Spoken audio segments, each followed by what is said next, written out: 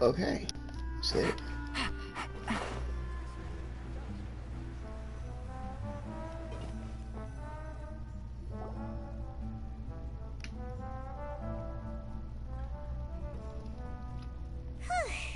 It's been a tough few days, hasn't it? So much has been happening. Hyman didn't think the meetings would go on for so long, but everyone seemed pretty fired up, huh? Hyman thought they'd be at least a little frightened. Well, Fremine was, now that Paimon thinks about it, but everyone else just looked a little surprised. Well... It's hard to say. Paimon doesn't have any experience with this sort of thing. But with you around, Paimon sure will do great. After all, you're the most reliable person in the world, aren't you? Huh? You put too much faith in me. Did you just pour some tea? Paimon didn't notice you doing that at all. Then what's that? Paimon's never seen that cup before. Don't be frightened. I'm just joining you two for tea. I merely refrained from saying anything till now. Who's that voice? But there's no one here.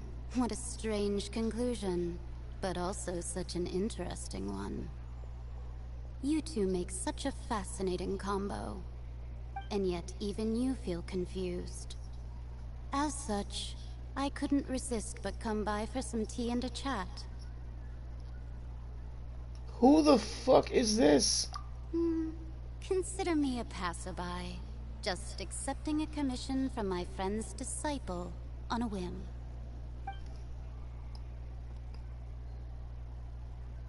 This must be Mona's teacher. This has to be Mona's Precisely. teacher.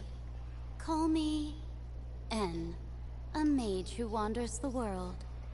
At least, Mage N. that's how my friends have suggested that I introduce myself.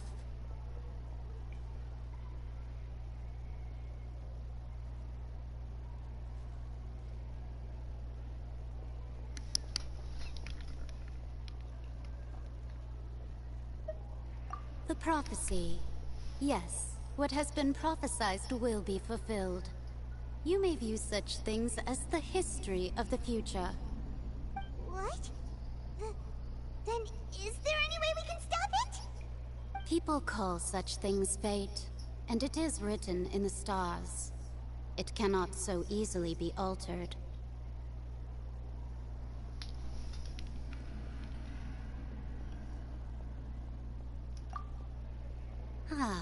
So you've caught on. Just as prophecies are usually only the future as seen from the perspectives of the gods, could things be happening in hidden corners where the gods' gaze does not fall? Are the things that you shall see different from the fate that the gods perceive?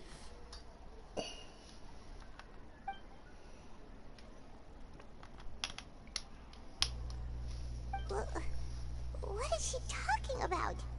It all sounds really impressive and important and stuff, but it also sounds kind of scary.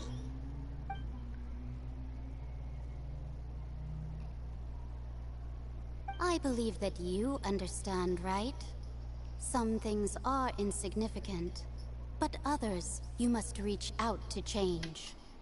Ultimately, fate shall serve as your only guide, no matter what will happen in Tevat's future.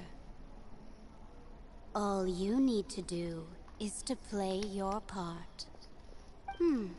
This was good tea, by the way. Thank you for your hospitality. Well, that'll be all for today. The voice. It's gone.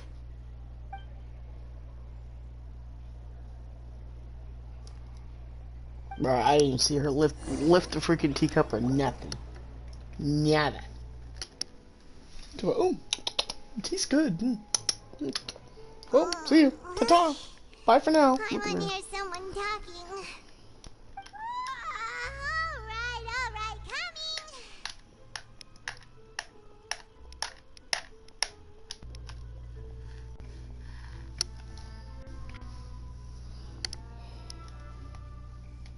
Hey, it's you who's getting lazy, okay? Well, I see I've walked in on some lively banter. Luna! Fine, just fine. I went to take part in that Steambird panel. It turned out to be more interesting than I expected. Not all Fontanians are pessimistic about this. One journalist mentioned that sitting around and waiting for the end to come would be wrong, and that they should make their own rescue preparations. I agreed, so we had a brief chat with her. Did she have pink hair by any chance? Why, yes, it was Charlotte. I assume you've heard of her, no? That daredevil journalist? I'm in full support of her view. Prophecies are very important, but how can people allow their lives to be commandeered by just a few words? That's right! Paimon's glad to hear something sensible for once. Ah, yes. About what we had discussed before. I did try, but I'm afraid I couldn't reach the old hag. I'll try again tonight, but I wouldn't get your hopes up. Huh?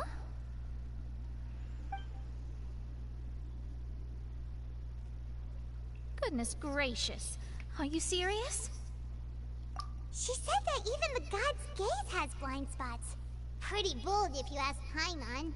Most people would believe the gods to be all-knowing, right? The Hexen Circle members are certainly anything but ordinary. As for the mage named N, the old hag has mentioned her a few times. She said that N's sense of direction is incredible, and that she loves guiding those who are lost. But I've never met her, and if she were still alive, she'd be... well, suffice it to say that the hag's at least a few hundred now, and N's been around for longer than that. Whoa. The Hexen Circle sounds like a scary group. But they must really stay in shape to live so long. Their abilities alone are pretty terrifying. If she came to see you personally, then the problem you're facing must truly be of great importance. Well, it's not like Paimon could understand anything she said. Yes, she was quite cryptic, but I suspect she means that there is still a way to turn things around. She didn't say when or what that would be, though, so... Yeah, not too specific. Perhaps it is something that you cannot know right now. Yeah, I guess so. Fuck, it gets cold in here. Oh my god. Fuck. Traveler, Paimon, are you It gets so alright? cold in here. I don't like that. Oh, we're fine. We're just a little down right now. Turn that off. Kind of feels like the end is coming, you know? I see. I feel that same sense of desperation, too. I guess you could consider me someone who has often witnessed fate. So far as I have seen, it cannot be swayed. But even so, I still hope for and believe in miracles. Astrology is eternal and rational, but fate may not be. It is cruel, but it can also be beautiful. True. Perhaps that's what N was trying to tell you. Not to lose heart, and to believe that what you are seeing playing out before you is not yet set in stone. I did originally think of steering clear of all this, but I couldn't. Even if this is all futile, I still wish to help everyone. If we don't struggle to the last, then See, how this can is we why I face like the Mona. end when it comes? Huh. You do Well, have a point. one of the reasons why I like There I Mona. go, talking about astrological principles again. Sorry about that. The moment I start talking about work-related stuff. I need to get going. It was worth trying to comfort you, even if only a little. I believe that you'll help those who are struggling in the same way I did. I suppose that might be why we always seem to meet by coincidence. Mona, don't leave. Come. I mean, come back. I mean, But also stay. kinda sad, I mean, too. come. Hey, I mean, Traveler. Paimon suddenly feels bring like that ass going back. outside for a walk. Let's go. Let's walk around the city, shall we? What? There's a few spots we always like to walk by.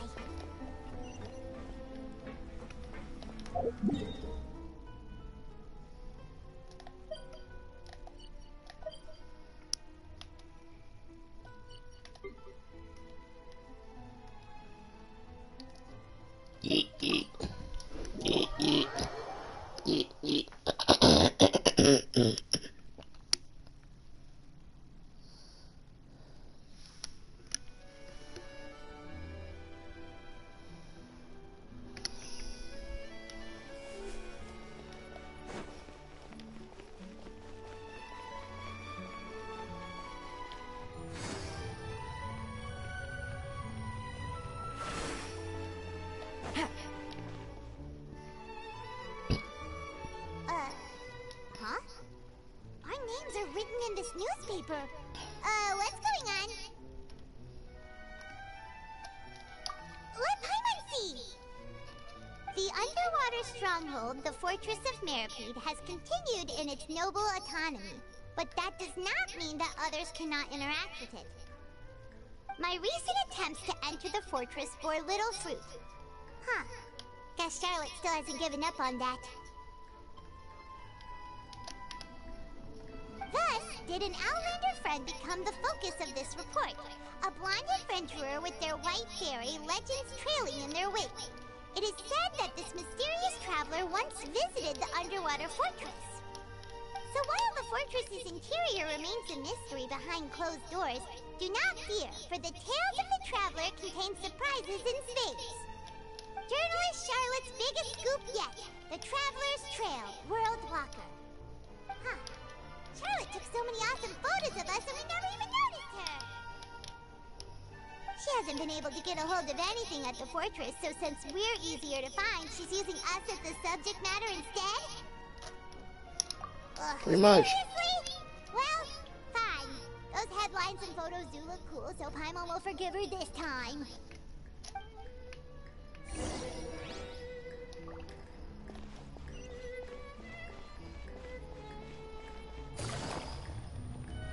Please don't ever run to the court.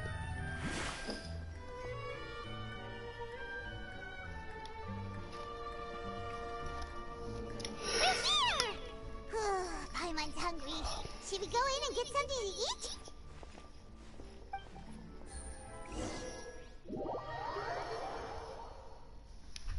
There's two back there. Look, shush.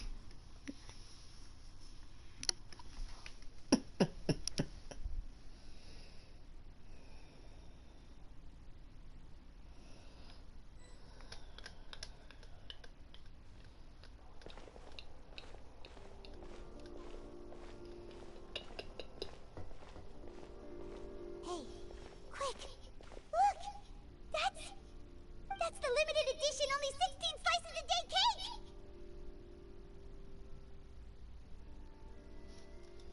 It was so delicious the last time we tried it! Despite the tense situation we were in, let's give it another go! I'm sure it'll be great! One slice of cake, please. Someone showed up after all!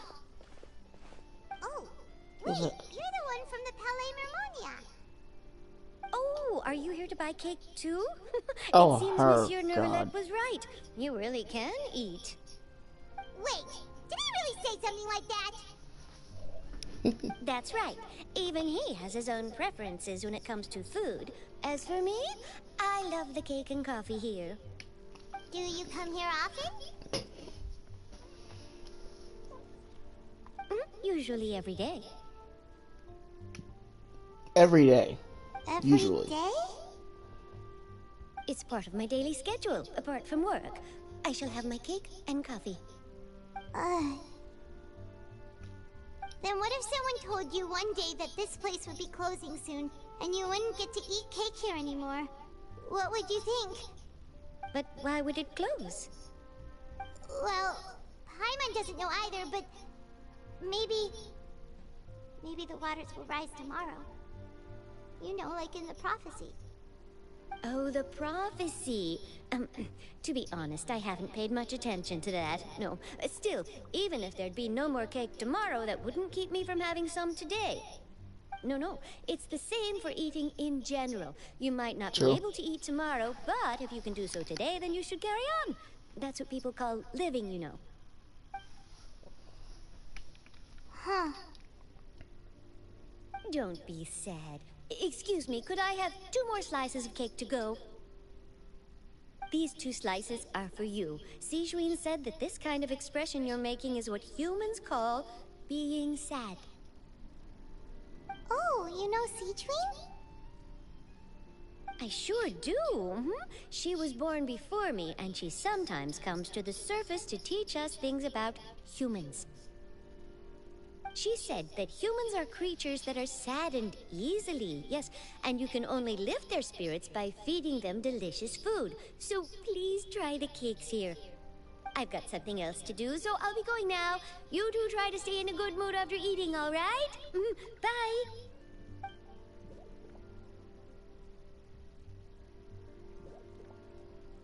And there she goes. Never noticed the wings on her back. All right, let's dig in.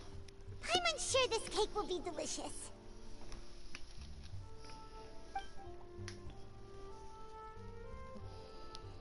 It's more delicious than last time. And the flavor gets even better with the sip of tea. It sure would be nice if we could come again tomorrow. Sure would be nice if we could always eat delicious food. Shit.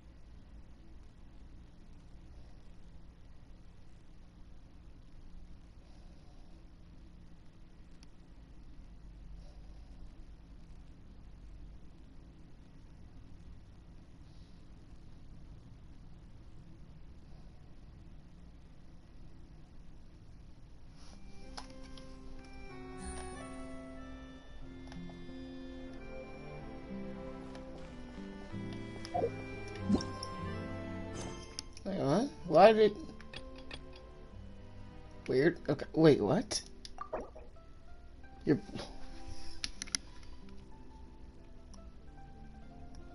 Steam Birdie interview. Okay. Quest locking. Fuck, I hate this shit, dude.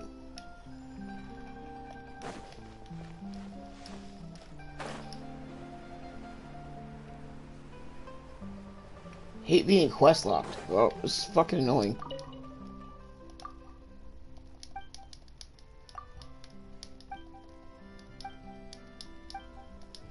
There's no actual like voice acting, so I'm just gonna rest through this shit, bro. I don't really care.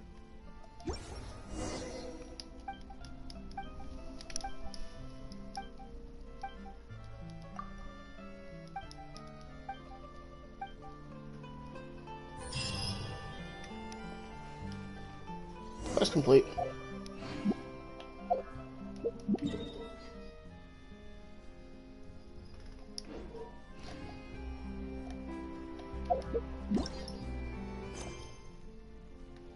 Swear to God, bro. What am I about to say?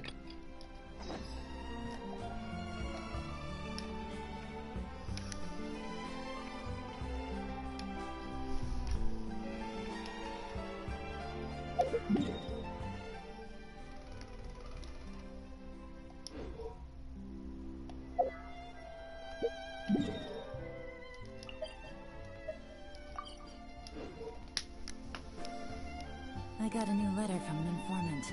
Looks like the situation has changed again.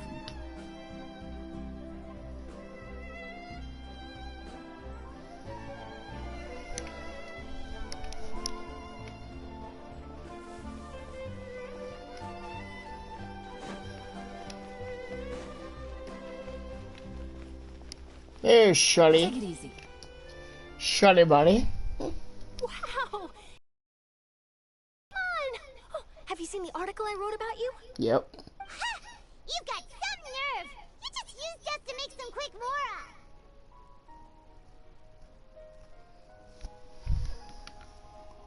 Can we negotiate a profit split? Oh, you needn't worry about that. I heard that you were in Poisson some time back, so I sent Oh, you a like letter that. to discuss just that. It appears you didn't receive it, though. It's all right, though. I've set aside the amount intended for you. I've even set the table with some food. Really?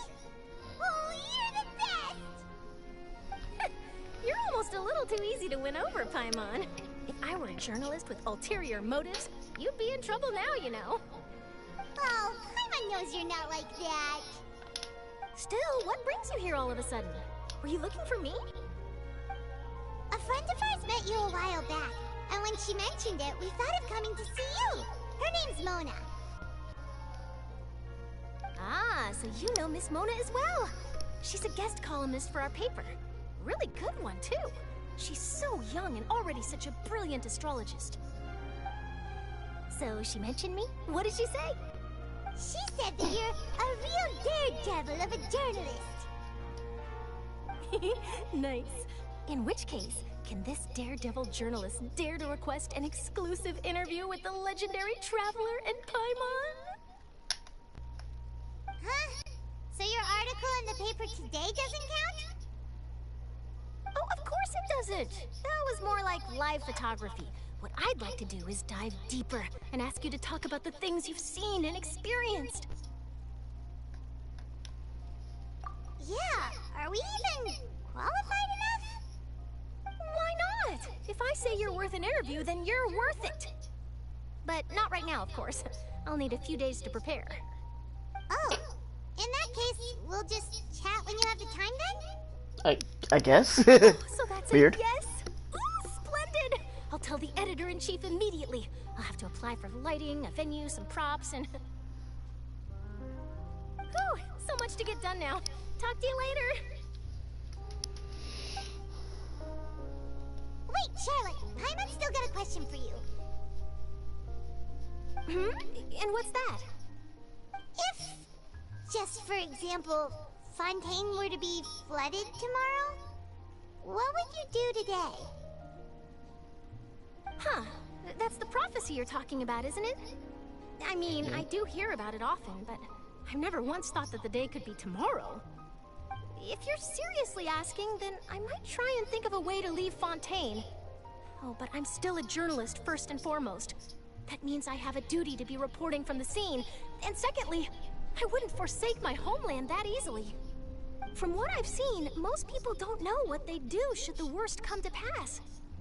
In truth, it might be better just to behave like normal rather than worry over such an end. True. So in all likelihood, I'd probably still be prepping at the office for that interview of ours. I know what you're thinking. That sounds a bit sad, but I've always believed that it's best to do what you enjoy. Just think about it.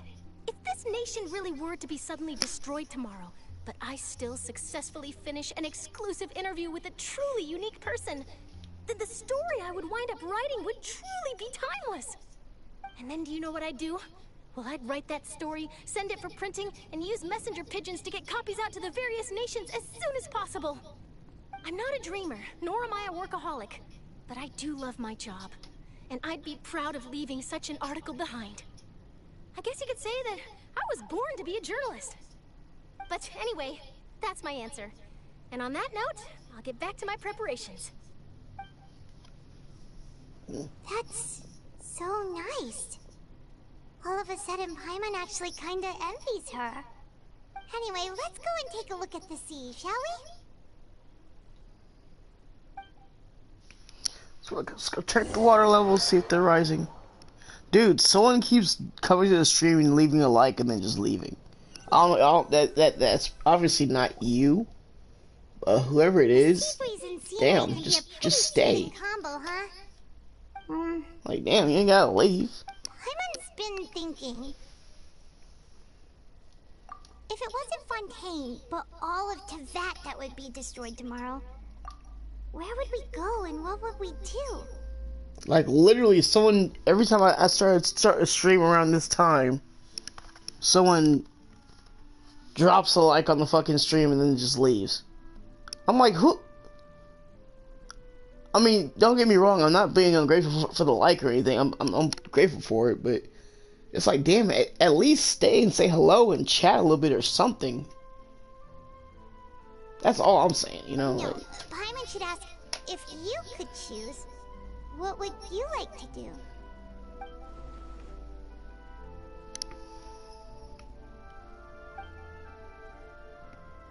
that's all I'm saying, you know? Like, We've always been moving walking to the next destination, so we haven't spent much time thinking about these kinds of things. We didn't have to either, with us always being on the road and whatnot. I mean, come on now, don't just like ghost drop a fucking like and then just leave like that. Come on now. I mean, the like's appreciated, but damn. Stay, chat a while. How's your morning? Something, you know? Like, damn, like. You mean still Oh. traveling?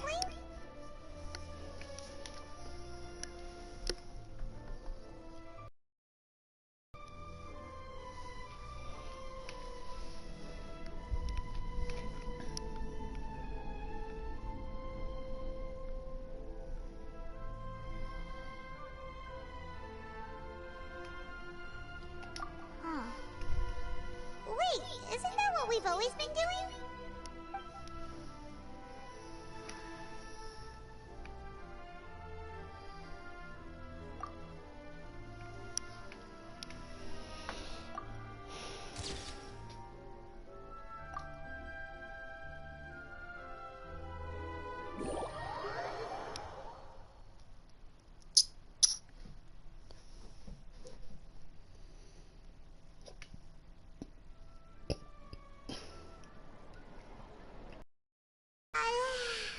Feels like you'll grow mold if you stay here long enough.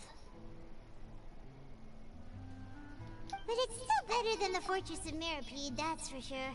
It's not only damp there, but salty too. So the two of you are still here. Wonderful. Oh, you're from the Palais Mermonia, aren't you? Yes, I'm Isadora. Monsieur Nervillat sent me to look for you two before. I heard that afterward you went to the Fortress of Meropide. Not at all. I'm well aware that you're friends of his. Actually, I'm here to pass along a message from him. Yes, inside the Opera House. The Maréchaussée Phantom has declared the incident a small-scale riot. A riot? Well, that said, I don't personally think it was that serious. Lady FURINA was watching a performance at the Opera House, and while she was resting during an intermission, some other audience members suddenly started harassing her, loudly accusing her of doing nothing about the prophecy crisis. And before she could respond, others started to join in. Oh, The wow. crowd continued to grow, and protests against the Hydro Archon started to break out. So people have started to put the blame on FURINA. Guess they finally found an outlet for the pressure they've been under due to the prophecy. I agree. People will naturally rely on gods, as is customary. But the moment people feel threatened, gods are also the first to be blamed.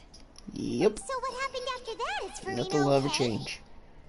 Seeing that the situation was spiraling out of control and that further argument was pointless, she claimed that she'd gotten tired of this and left in a hurry. The Maréchaussée Phantom had their hands full maintaining order and did not catch where Lady FURINA had gone. Only when things had stabilized did we realize that she had gone missing. So, you mean she's still missing? That's right. The Maréchaussée has dispatched many people to search for her, but we don't have any leads yet. That said, I don't think there's much to worry about. She is a god after all. Even if she were to fall into the hands of rioters, what could ordinary people do to her?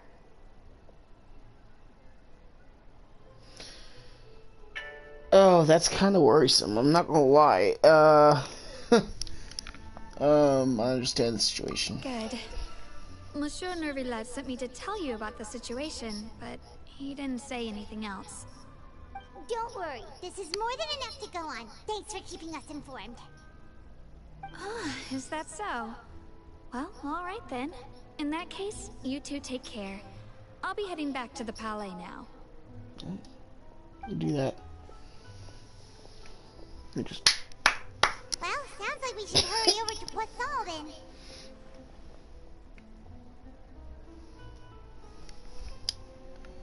Yeah. If we know FURINA, she won't try to fix things in this situation. Instead, she'll look for a place to wait out the heat. as we also know, she may be loud and dramatic, but she doesn't have a heart of stone. When Nervalet was talking to her in the Palais Mermonia, and she heard about Poisson, she couldn't hide her sadness and remorse. It would be hard for her to ignore being accused by the public today. Paimon thinks Furina's probably taken the opportunity to slip away to Poisson and try to relieve the sense of guilt that she's feeling. Huh. Well, what do you think? Paimon knows the answer, of course, but Paimon can do the analysis to back it up, too. Cool, huh?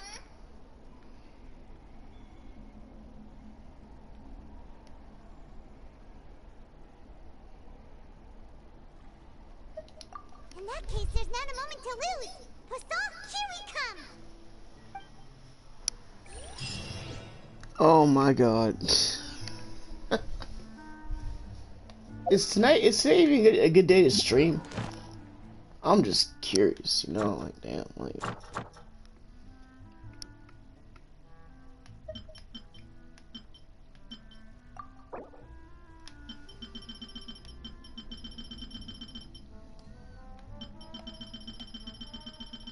You're lying. That's not all the rewards, bro.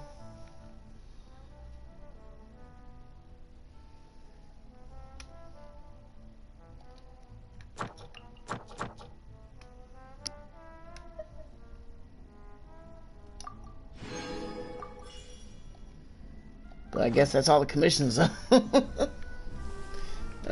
the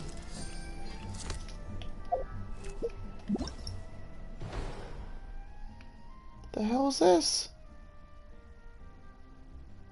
Misty Dungeon. Oh, this is the new. Oh, okay. Okay. Yeah.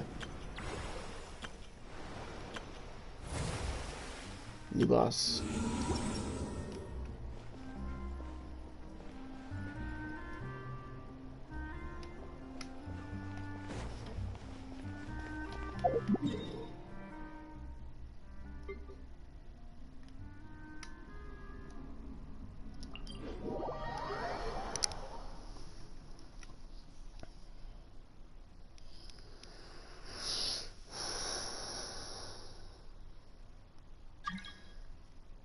This place looks deserted.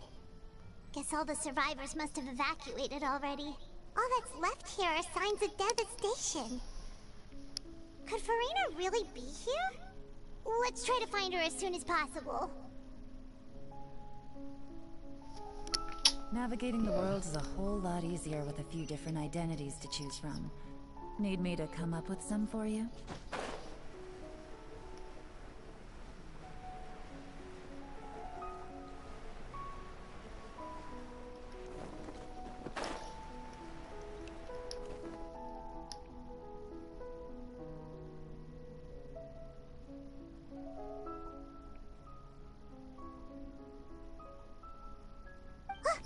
That's Furina, right over there.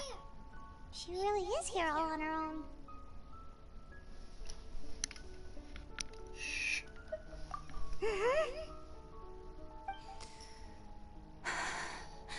Should I just give up?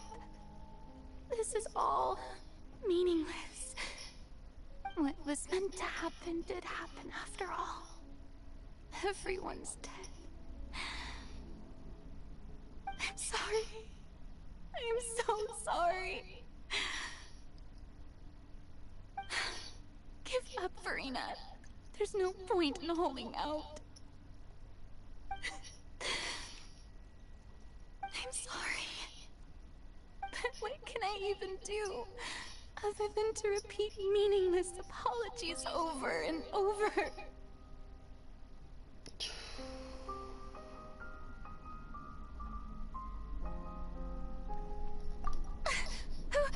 Who's that?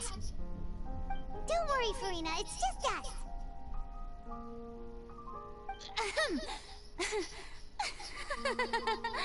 So it is you, blonde traveler from another land. Why, I almost thought you were someone from that mob of my ignorant subjects. Come to kneel and beg for my forgiveness. Furina, you were crying just now, weren't you? The tear stains on your face are obvious. Yeah. Don't hide What it. do you mean, tear stains? Oh, I remember. The show at the Opera House earlier this morning was so moving. I'm still trying to process it.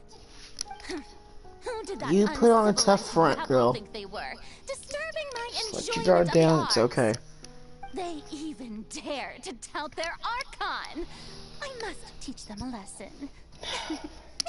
You really think you're tough, huh? I can just imagine their twisted and frustrated faces once they realize that I'm nowhere to be found. Oh, and I'm sure Nouvellette and those people from the Maréchaussée Phantom are freaking out right next to them, too.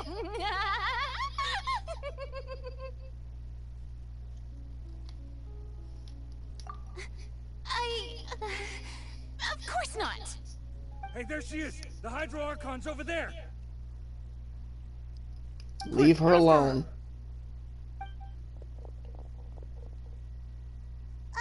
Furina, those people seem to be after you. They are?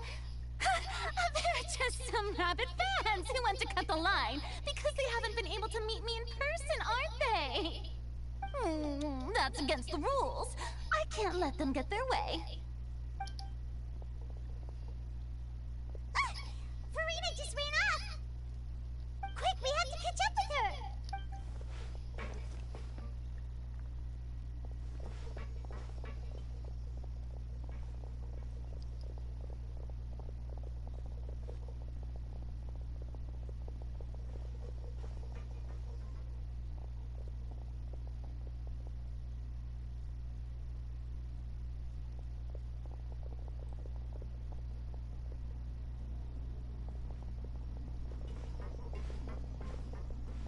This should be the place, right?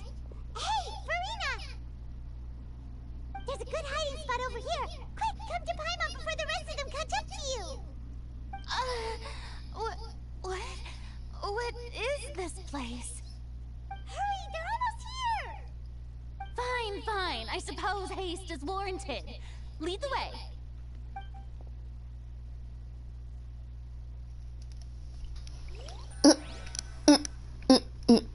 That's funny.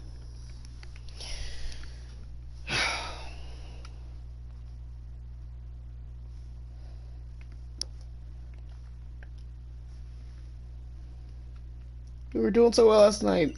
Don't leave. Stick around.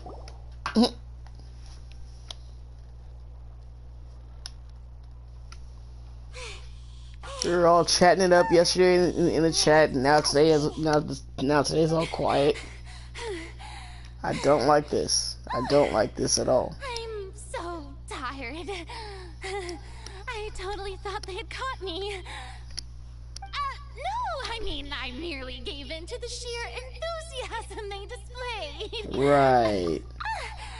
You're right. Yep, that's a good girl. Another earthquake? What's happening? The ground's shaking. Is it an earthquake? Yeah, a quake of this kind preceded the flooding in Poisson, didn't it? It can't be. It's happening again. Well, there's no need to worry too much about that.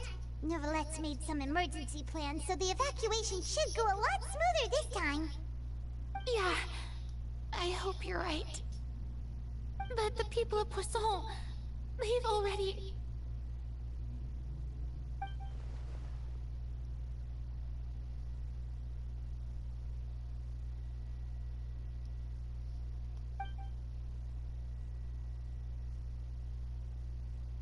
It's true.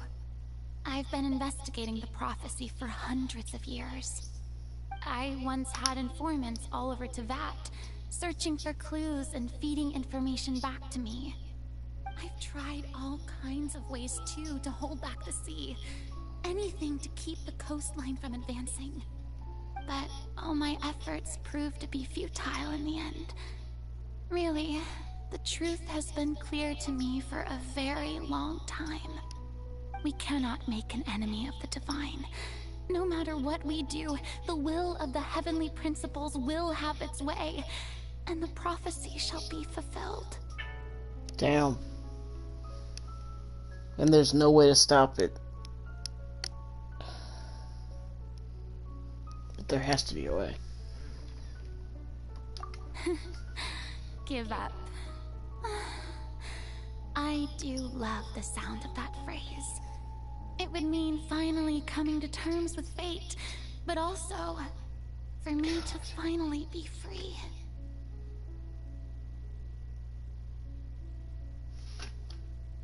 Indeed. I hate that word being used in such a way. I've thought about giving up so many times, especially after we almost lost Poisson. Fate is really unreasonable, isn't it? It has no heart and obeys no rules. The prophecy has only just started to come true, and so many people have already lost their lives. But just now, it all became clear to me. I still don't have the right to come to terms with fate on behalf of everyone else. As long as the final moment hasn't come, it's still not too late. Don't worry. I will keep hope alive for everyone until the very end. Good. Well, that's enough for now.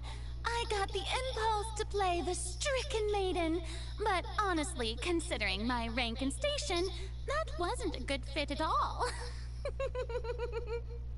Don't take any of what I just said seriously. How could I possibly let Fontaine fall to the whims of trivial prophecy? And there goes her ego again. Come on! There goes her ego again. Being honest just now.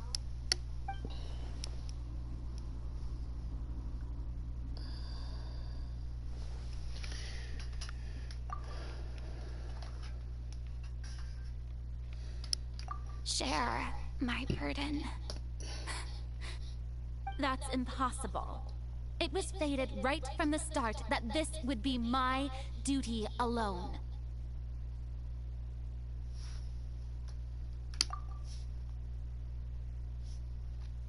A witness. Yes, I've heard that you came to Tevat from beyond the stars, yes? In other words, you never belonged here. And if Tevat is, in its entirety, a show on a stage, then you're just a spectator, aren't you? If that's the case...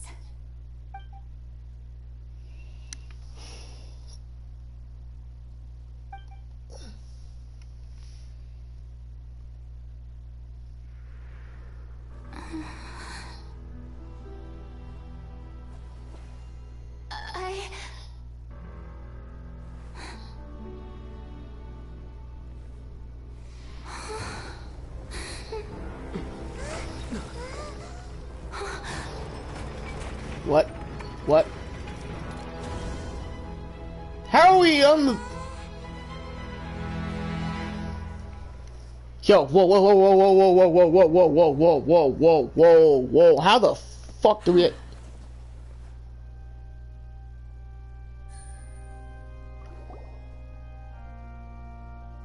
Whoa, what the f... Ladies and gentlemen, this concludes my Okay, that was opening sick. performance. That was sick. Now, without further ado, we may proceed to the trial of our god. So, this is what it is. Yes, you deserve praise for the effort you took to raise the dramatic stakes. Do not forget, however, that I am Focalor, the god of justice, the embodiment of justice itself. Does it not strike you as even the least bit absurd to bring the very concept of justice to trial? May I interpret these words as your refusal to stand trial? In that case, you will have the opportunity to defend your honor through a duel. Ooh. You would draw your... Oh, I forgot they set this up. They set this up. Oh, I forgot. Oh, shit. I see. It seems like you have made up your mind.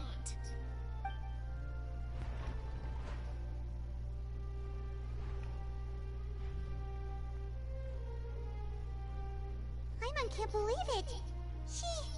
She just surrendered. What the heck is going on? Did I just see an Archon surrender to a human? Wow, how utterly humiliating. Lady, why don't y'all shut the hell what up? is the meaning of this? Just watch. It would seem that there has been a misunderstanding.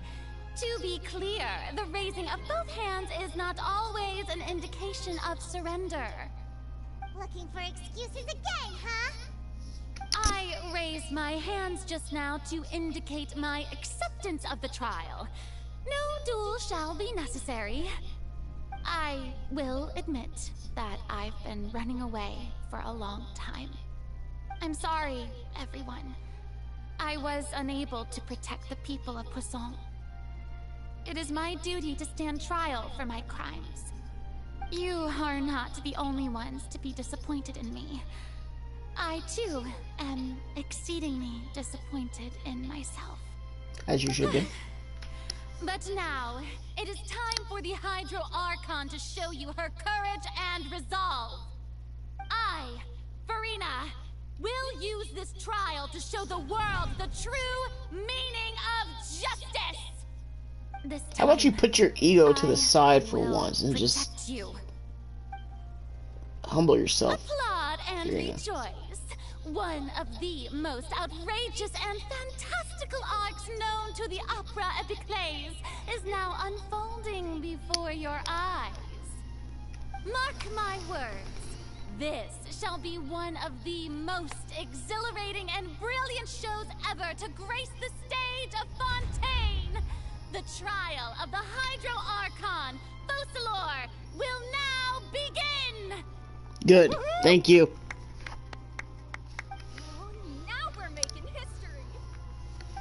No spamming messages, no being annoying. That's all I ask. Just respect my rules in this chat, and you will last long here. Also, even though she's still acting super dramatic, she is taking this seriously this time, right? All right then. Who will be my opponent in this trial? The court asks the prosecutor to please take the stand.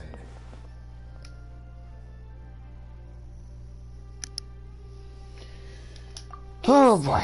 Not so. Very well. Then please speak, witness of Tivat, my accuser and fated opponent.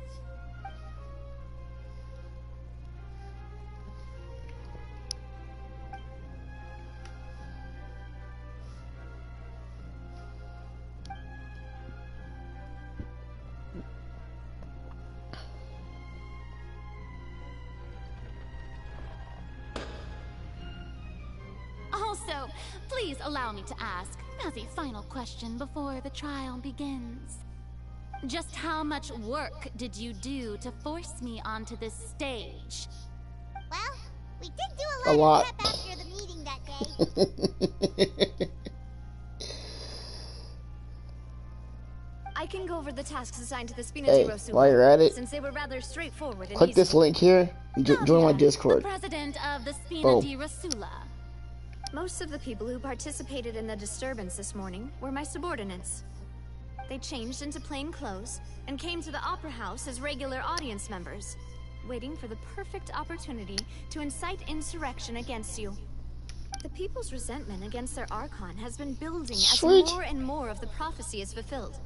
A spark was all we needed to turn smoldering anger into a flame. Moreover, according to our understanding and analysis of you, when something like that occurred, you would likely flee the scene and head to Poisson. I'm trying to get everyone that's subbed to my channel to like join the Discord so they'll be notified when I go stream and when I drop videos. Because for some reason no one's getting that on YouTube at all.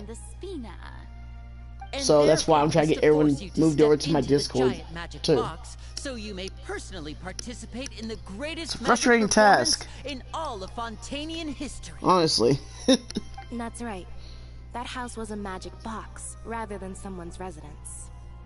As the super ultimate version of the setup that I used when I first performed at the Opera Epiclese, The volume of the box was increased by a whole order of magnitude, and the distance it traversed was the entire gap between Poisson and Arrhenius. Its cargo, of course, was an Archon instead of a human. My thanks, interesting. FURINA. Without your help, we could never have pulled off such an extraordinary performance. True. You're welcome?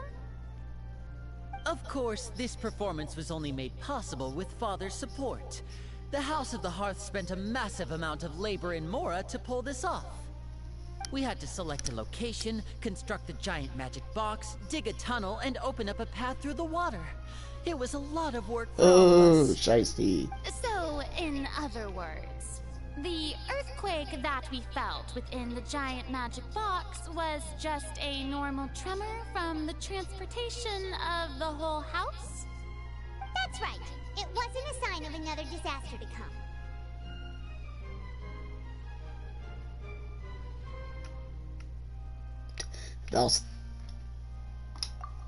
Then, I can guess Nervillette and Cloran's parts. You gathered a crowd, prepared a stage, and made sure that the champion duelist would be immediately ready for a fight. I like her sword. I love her sword. As I appear That design on is just stage, so nice. The trial may commence without a hitch. Am I right? Yes, that is correct. Well, Clorand, I must commend you for your courage. Only the most outstanding champion duelist in all of Fontaine would accept a duel with an Archon without... Right.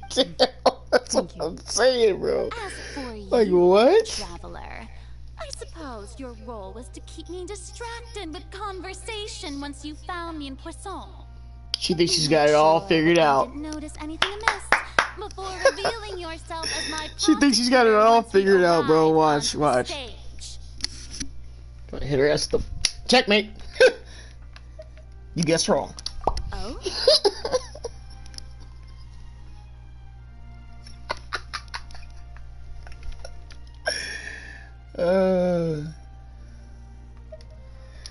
Shit, bro.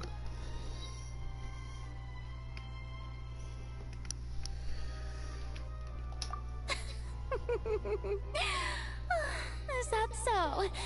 Then I suppose I must have missed my final chance. It's fine. It matters not. No Fortnite? What's done is done. The stage is already set, so there's no reason to disappoint the audience. Let's see this trial through to the very end.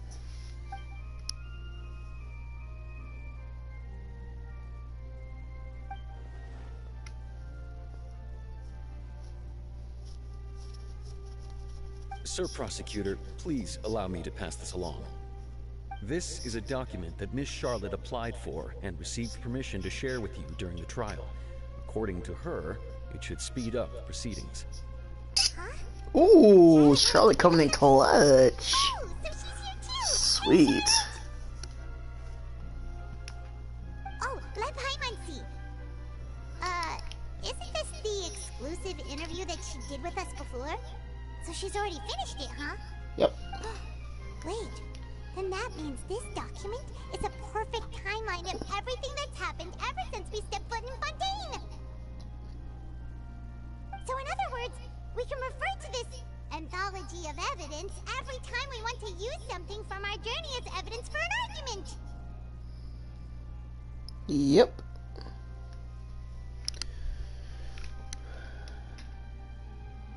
It's a super practical gift. Let's quickly confirm the information in it. Just think of it as a refresher, alright?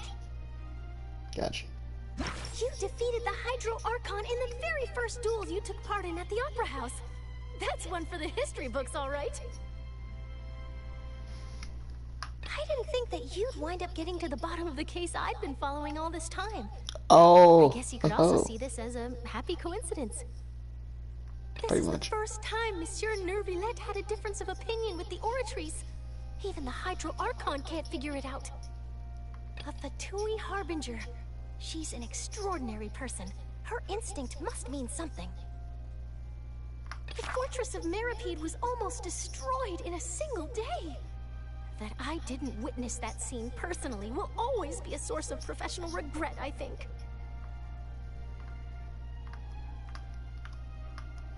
What? I can't. According to Monsieur Neuvillette, Oh. both Well, the say, child what? and that whale should have been in the primordial sea at that time. Okay. I nearly lost my awesome friend Navia. To be honest, that still gives me shivers. The words of someone as extraordinary as a witch can probably only be truly understood when something surreal happens. Tea time with N. I still can't get over that name. Just N. Okay. Do you have anything more concrete The for a prosecution name? and the defense position. Instead The of trial N? shall now begin. Oh, come on, Nervylette. There's no need to repeat all the unimportant legalese. Just fast forward to the part where the prosecution lays out my offenses. As the defendant and the lead actress of this performance, Oh, boy. I still haven't even been informed my supposed guilt in all of this. Of course, it is only natural for humans to struggle to understand the actions of a god. However, you will need more than that Alright. to convict Miss me of Miss a Miss High and Mighty. That's Yeah. true. But my charge here is unrelated to your conduct as an Archon. Voice acting. Oh shit. Instead, Oh shit. Oh I shit. would like Oh to shit. charge Oh you as a shit. fraud who's never Oh shit. been the Voice Archon acting. in Hold the up. first Wait. Wait. place. Wait, what was that? Lady Furina's a fraud? Hey, I came here thinking that we were going to try the Hydro Oh, Archon. I gotta piss, but I'm gonna sit and watch this. Oh Did you hear shit. that right? Hold up. She's not an Archon at all? Oh fuck. Hold on. Hold on. Hold on. Hold on. Oh, Lady shit. Farina, Oh do fuck. you plead guilty to the charge?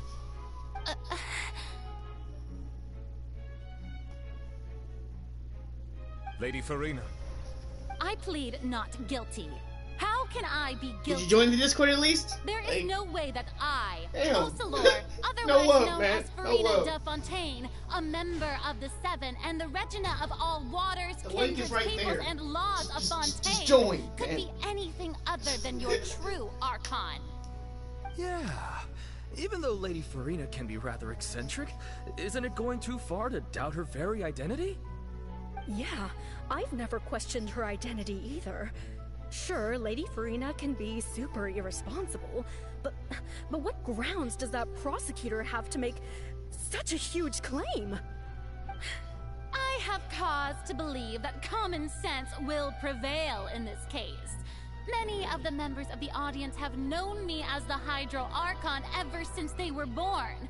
There would be no fooling their memory. See? Even the Oratrice has decided to show me its favor.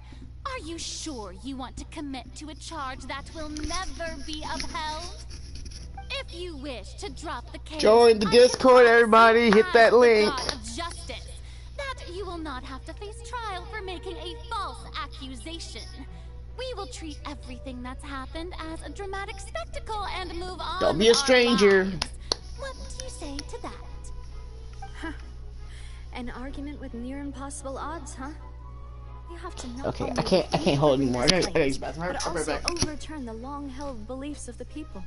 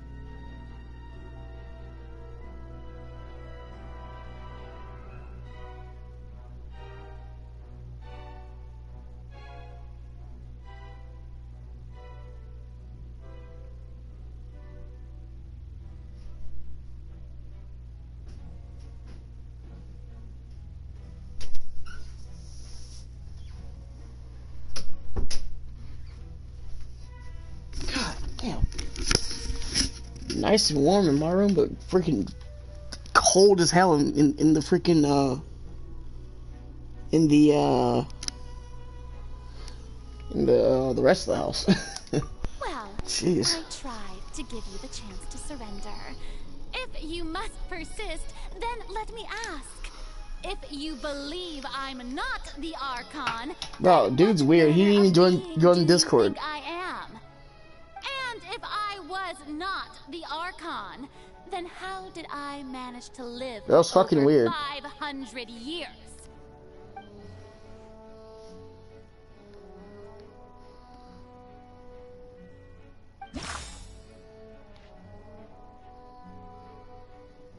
That was fucking weird, bro.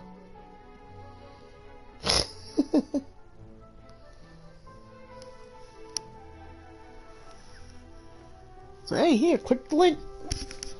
Join the Discord. No. Okay. Never did.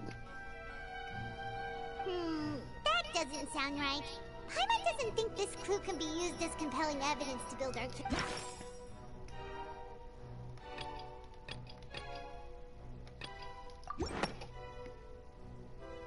First of all, you may be a member of another long-lived race, which would allow you to naturally possess an extended lifespan. And second of all, even if that wasn't the case, there could be other ways to extend your life. Who gave you that idea? Was it the knave? You'd sink so low as to use a harbinger's words against me. A curse? I once thought it possible that the aura of an Archon might naturally resemble a type of curse. But in light of this claim, perhaps what I sensed was not your divinity, but a curse after all. You sensed it too, huh, Neverett? Lady FURINA is actually a human? Well, it is true that it's extremely difficult to tell humans and gods apart just by looking at them. So, she's a fake. She's fake. Wow. Well, don't start celebrating too early now.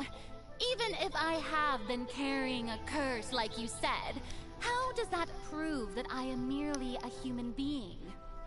Besides, everyone knows that the main difference between a human and a god is the possession of authority. Gods can do what humans cannot. That's why they're worshipped as gods. If you're actually an Archon, where's your gnosis? Have served the nation of Fontaine. One need only to turn their eyes towards the Oratrice Mécanique d'Analyse Cardinal in this very opera house, or consider the endemnitium that is used in every aspect of life.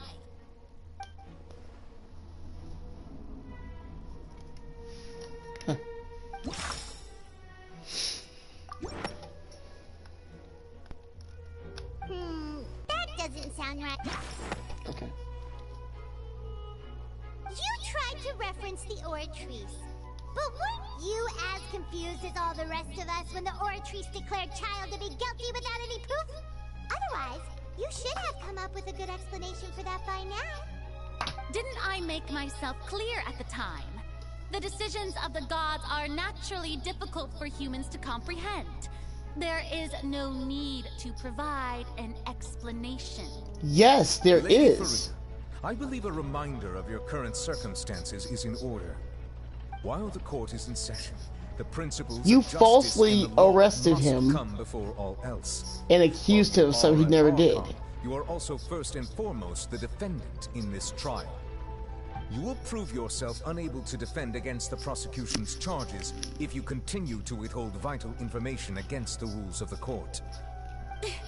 I never thought you'd use that kind of rhetoric against me. That was no trick of rhetoric, Lady FURINA. I've merely reiterated the rules of the court. Rules that all should respect and follow. Boom. Nicolette, man.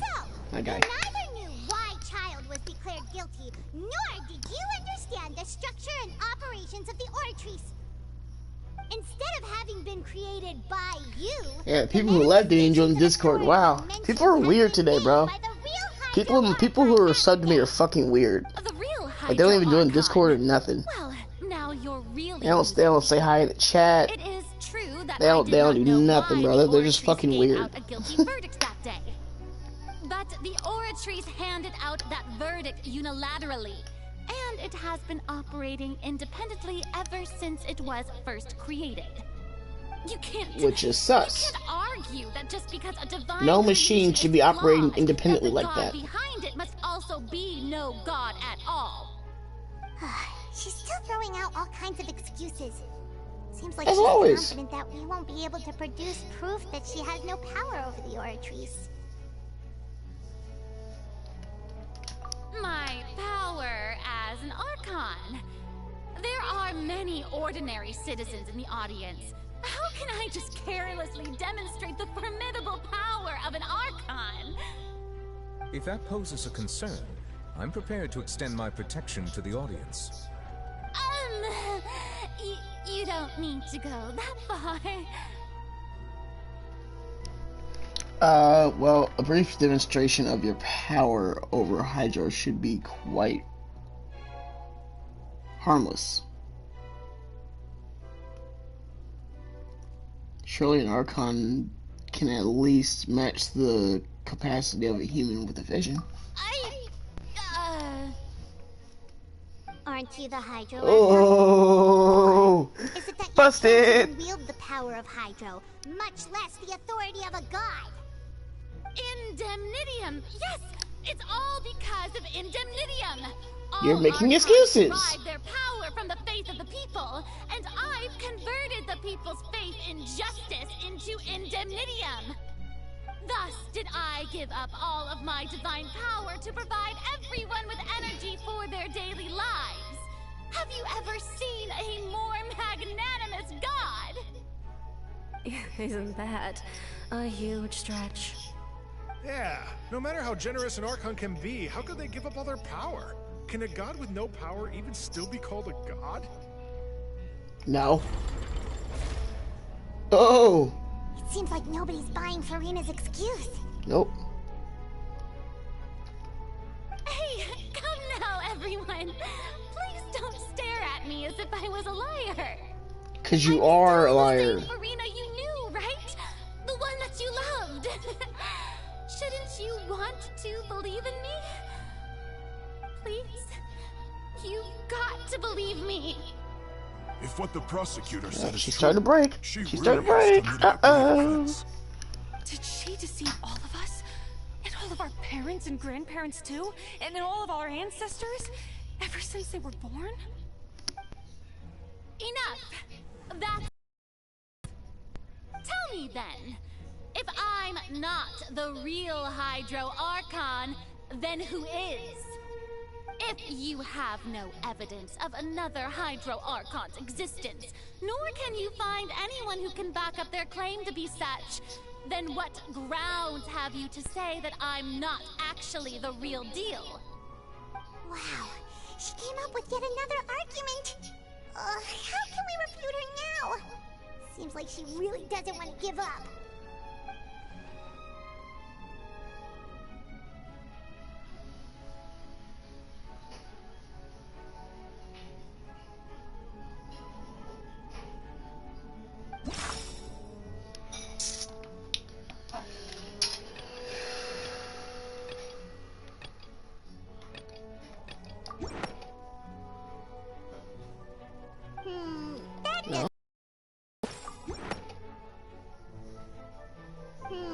That doesn't sound... It has been established that all Fontanians can dissolve in water from the primordial sea. And that means... Since you insist on claiming to be a god and not a human, then there's a method that you can use right here and now to eliminate all suspicions of you being the latter. Miss Navia, please apply to serve as a temporary attorney for the prosecution before addressing the court. Though you act in partnership with the prosecutor, you must still adhere to proper procedure. Super sorry, Monsieur Chief Justice. I swear this really will be the last time that I'll speak out of turn. Now, I've brought some seawater from Poisson. As everyone knows, a massive flood struck the area not long ago. taking many lives, including those of some of my closest friends. So, Miss Furina, would you dare to touch some of the seawater? If we are to believe that you are indeed the real Hydro Archon, touching the seawater would have no effect on you. All it should do is strengthen your case. But if you don't dare to touch it, then we would have basically proved the reverse. Oh, and I must remind you that after the disaster at Poisson, nobody wants to see any more people dissolve. I do hope you'll act prudently and choose the simpler path of admitting guilt. Navia from the Spina di Rasula. The Spina has governed Poisson for many years. I guess her suggestion is valid. If Lady Furina is indeed just a human, she's probably Fontanian like all the rest of us. Y'all are just spectating and just watching. Shut up and just watch. Y'all have no right to talk. None.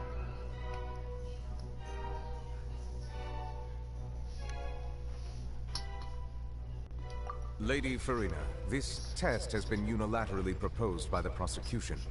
As it falls outside the realm of standard court proceedings, you possess the right to decline participation. Well, of course he had to tell her that.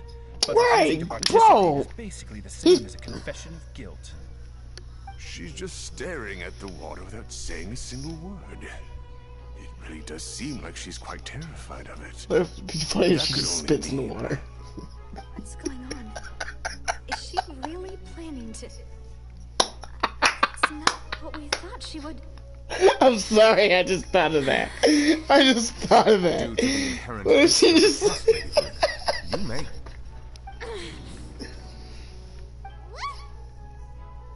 Hey! And nothing happened.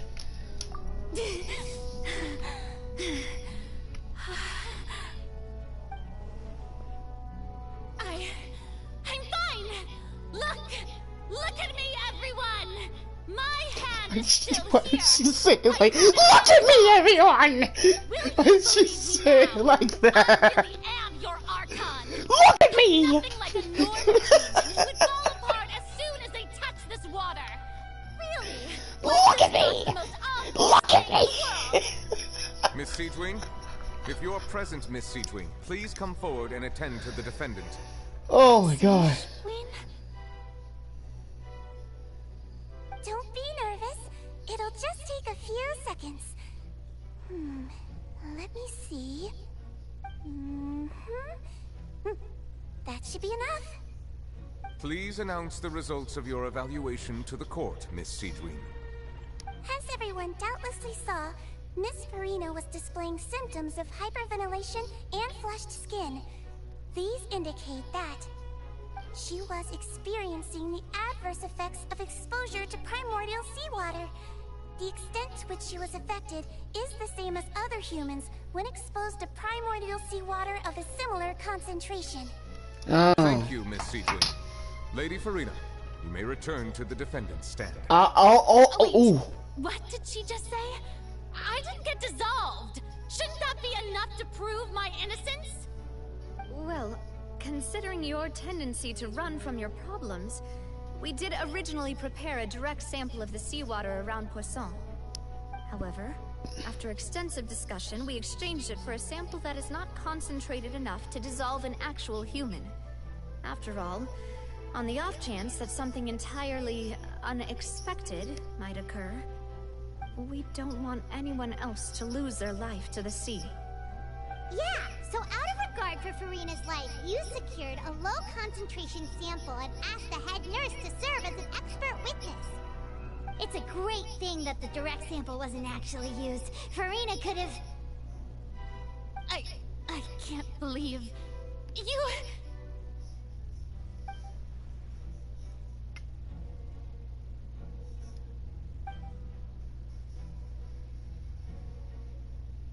This is getting... This is actually interesting. Oh my god.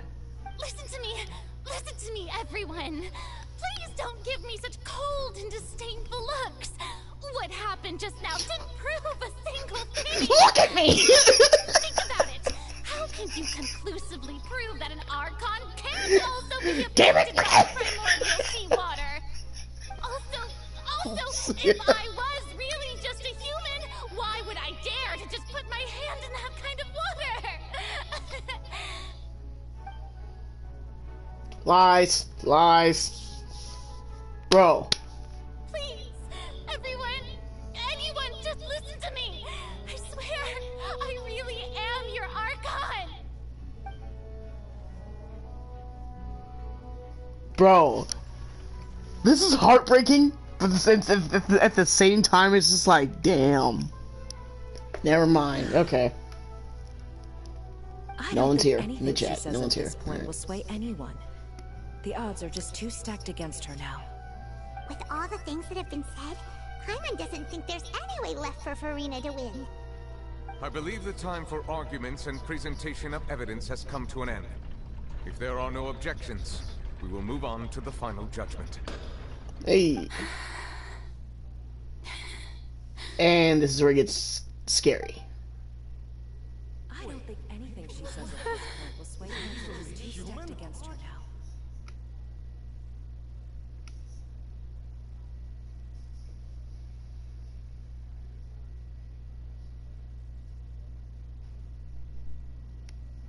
In my capacity as Chief Justice, I shall now render judgment on FURINA's misrepresentation of herself as the Archon of Fontaine.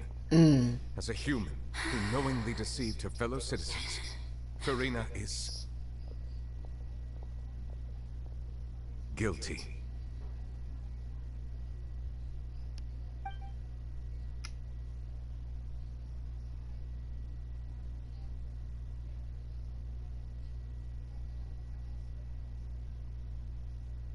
We shall now turn to the Oratrice Mécanique d'Analyse Cardinal to render the final verdict on the charges.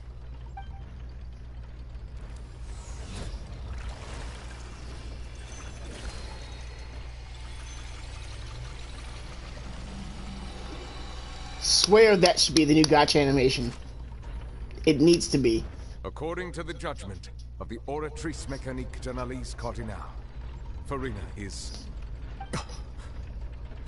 sentenced to death? What's Or wrong? what? What's the Oratrice's Oh verdict? no. Oh fuck. Oh fuck. Oh fuck. Oh fuck. Oh fuck.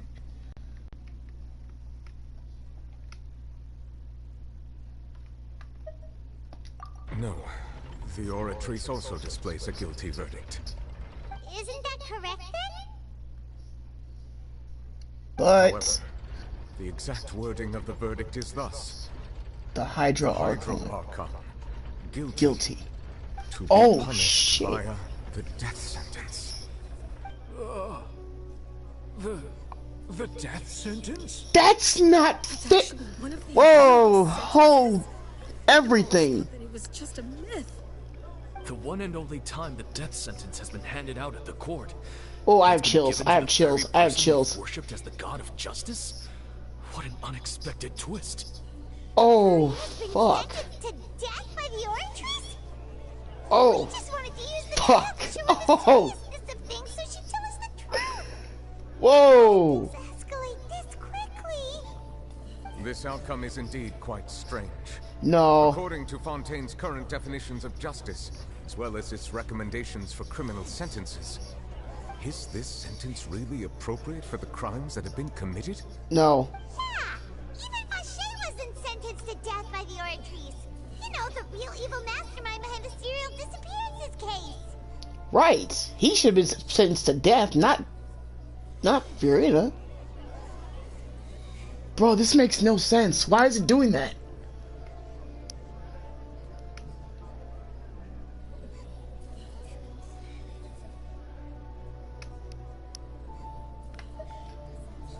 Indeed. Not only is FURINA's sentence overly excessive, the very point of our trial today was also to prove that FURINA has never been the Hydro Archon in the first place. But now, the Oratrice seems to have deliberately invoked the title of the Hydro Archon. What does this mean? This is weird. The Oratrice it has to be acting on its own. Excuse me, if I may interrupt. Is The trial's still going? Yes, obviously. You finally made it. I assume this means you've completed your mission? Mm-hmm. Any mission Father assigns to me will always be top priority.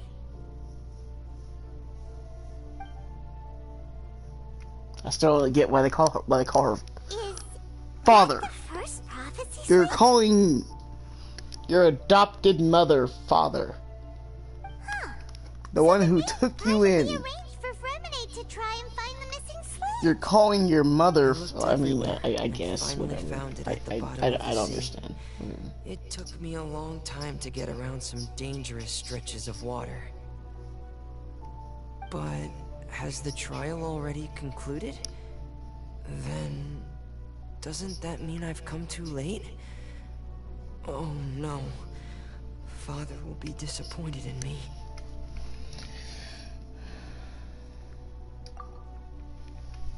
Thank you for your hard work, Mr. Femine. Please allow me to review the record left on the slate.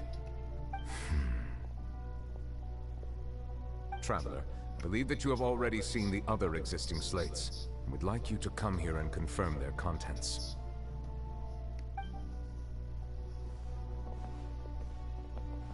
Huh? So what do you see? What is it? This looks like the previous Hydra Archon releasing her divine power, turning the Oceanids into human beings. What? I believe I've now made sense of the Hydra Archon's crime.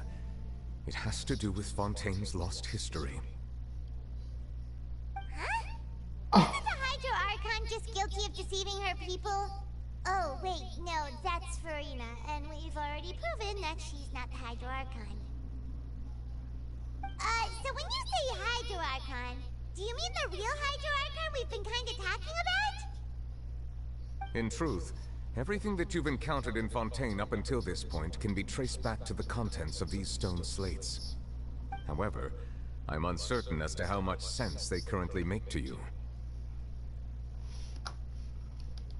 Okay, let's try to recall the contents of the other 3 stone slates.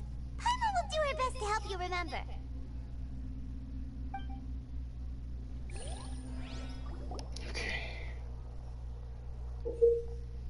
Oh, fucking hell, dude. Oh my god.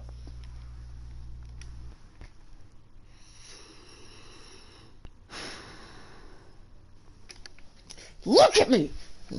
Alright, let's go. Wait. Go back. Monte. Wait. Ah, fucking hell. Alright, whatever.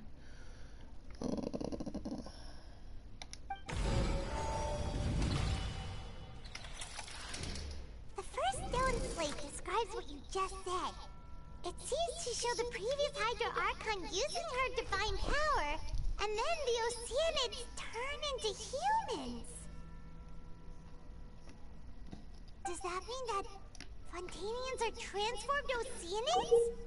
Oh, Paimon wasn't expecting that. But if Oceanids can turn into humans, then perhaps this process can be reversed as well.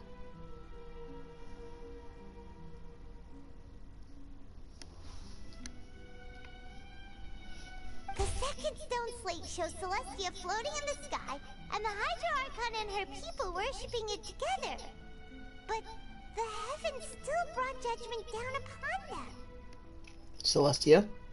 This must be the point when the Hydra Archon and the Fontanians were branded with their original sin. Does this mean that the original sin and the Hydra Archon sin are the same thing? The third slate shows the Hydra Archon sinking into the sea surrounded by many people. Huh. That reminds Paimon, didn't we also watch that happen to someone else? Well, the fourth slate is the prophecy the Fontanians have been talking about. People dissolving into the sea, the Hydra Archon crying on her throne, and so on. We didn't believe that such a crazy disaster could happen at first, did we? But after that incident, it was just a question of when and not if.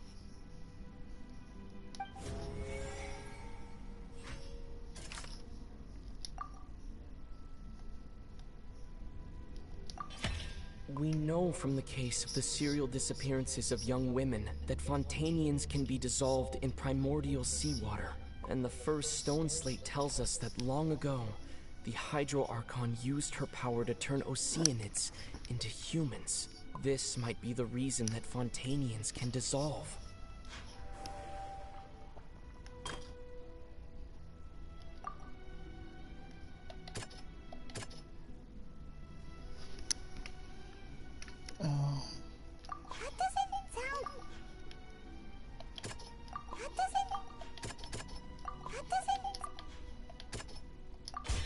Perhaps what is about to take place has all happened before.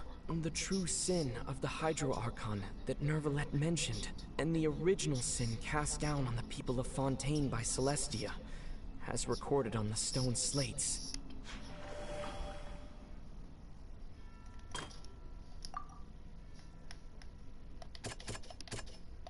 I want to say... That doesn't sound quite... It's not as simple as falling into the sea. When Navia fell into the sea, her consciousness was subjected to judgment. The stone slates show the people gathered around the Hydro Archon in the sea. Could that be alluding to the same thing?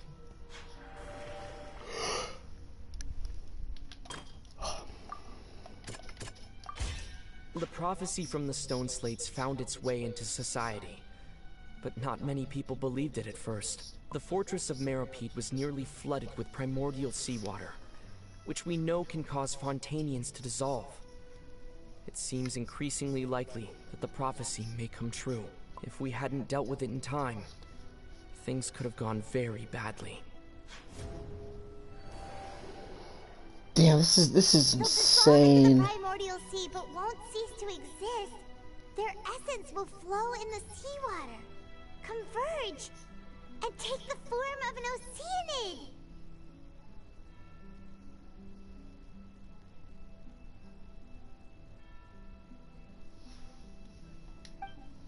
The Hydro Archon was sentenced to death in court, shocking everyone present.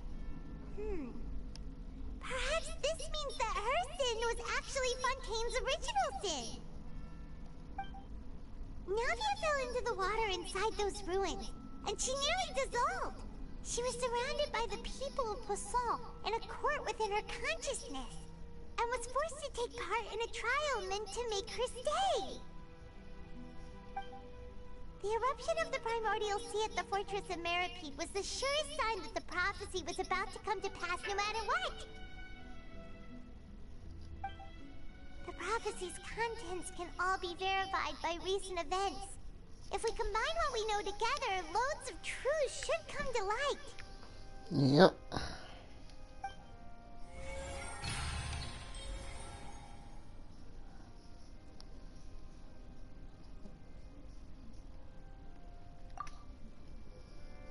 Bro, this is fucking insane.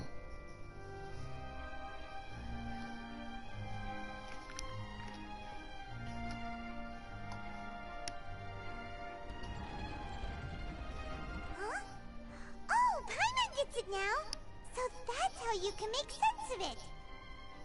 But then it feels like we're going to have to share some truly shocking revelations. Let's hear them. Well, first off, Fontanians are not really humans. Incredible. Linny, did you hear that? We're not real humans. All Fontanians were originally created by the late previous Hydro Archon, with Oceanids as their basis. The evidence for that can be found in how only Whoa, everything, bro. Until all the girls Vacher dissolved were also What? Oceanids.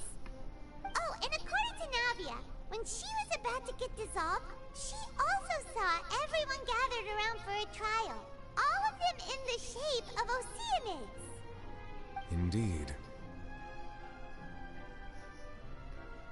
That's right, he was there too. The second slate reveals that the crime The crime of the Hydro Archon was her creation of Fontaines from Oceanids. Yeah, and it follows from the content of the first slate that she probably angered Celestia by creating humans without prior permission. That I knew it was Celestia! I knew it! The Hydro Archon to be guilty. It's to account for that ancient sin. Yes! The Archon's true sin was creating us? And yet, after many hundreds of years, the Hydro Archon's creations have turned around to try to judge the Archon within the Opera Epiclese. The twists of history are often the most unexpected of all. As for the third, I'm still convinced that it should come after the fourth slate. Yeah, isn't the image here just like when Navia fell into the sea? So wouldn't it be trying to show the image of the Hydro Archon also falling into the sea once the prophecy has been fulfilled in the fourth slate? Fourth slate. The fourth slate depicts the fulfillment of the prophecy. So it's already widely known. As it's already widely known. In the end, the people will all be dissolved into the waters. And only Bro, the this is Hydro dark. Archon will remain weeping on This his is throne. dark. Only then will the sins of the people of Fontaine be What? washed away. Did Paimon get all that right? Well, not dark, You've but made it's some like keen deductions. mind-blowing. I Like, must say, given how much you still don't know, it is impressive that you've already managed to connect so many pieces of the truth. what the fuck, dude? While you were able to decode all the information on the slates, they've also been etched with an additional layer of hidden information using a different power source. When we were at the ruins, I tried to decipher the hidden information recorded in the slates. But since we only had 3 slates at the time, I was unable to come to a full conclusion. Now that the slate collection is complete, I shall make another attempt to decipher the narrative recorded within. If everything goes well, we should finally be informed of the unadulterated truth.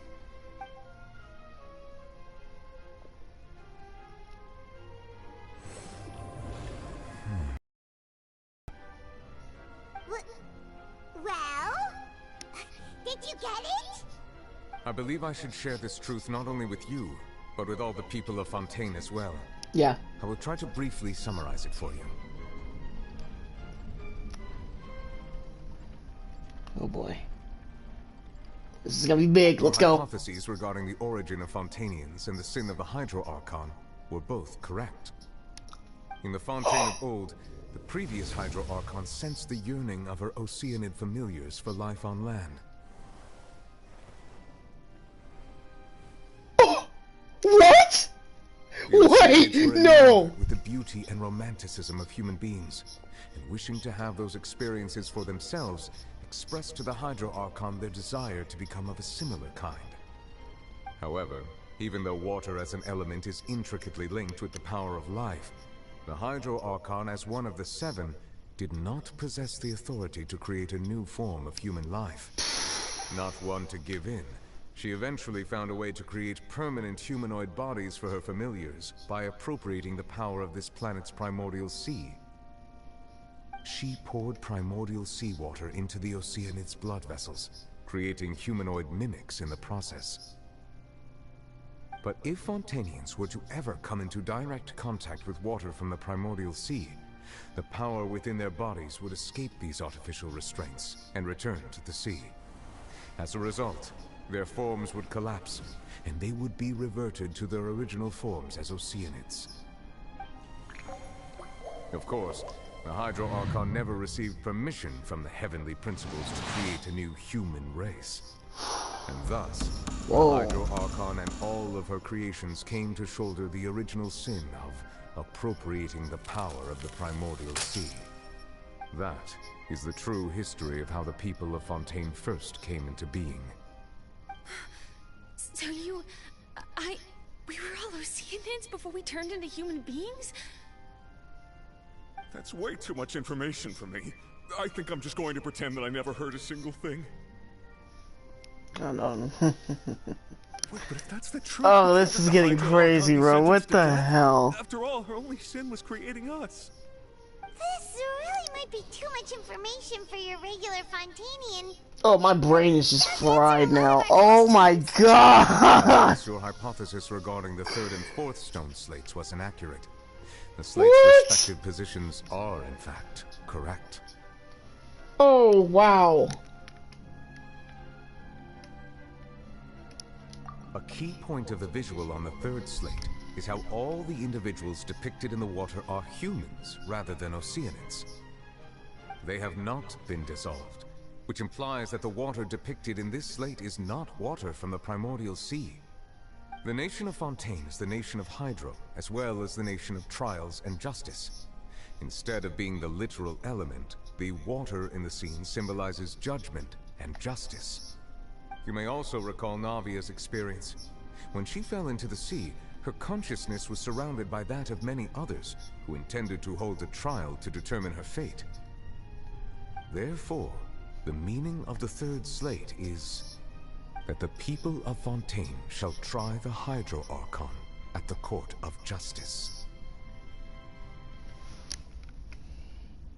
Oh, wow. Yes, it refers to our present situation. I think I'm following now. So, what you're saying is, even though we decided to put on this trial to avoid fulfilling the prophecy, we're fulfilling the prophecy anyways. Everything we've done has happened exactly as the prophecy foretold. Fuck, bro! So now, it seems, we're the ones making sure it comes true. Oh! What?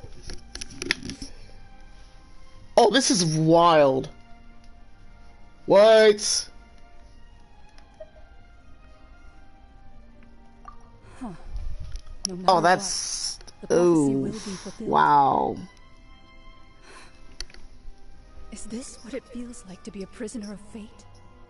If that's the case, does that mean the scene in the fourth slate will also be fulfilled soon? Traveler, I would like to point out another small fallacy in your deductions.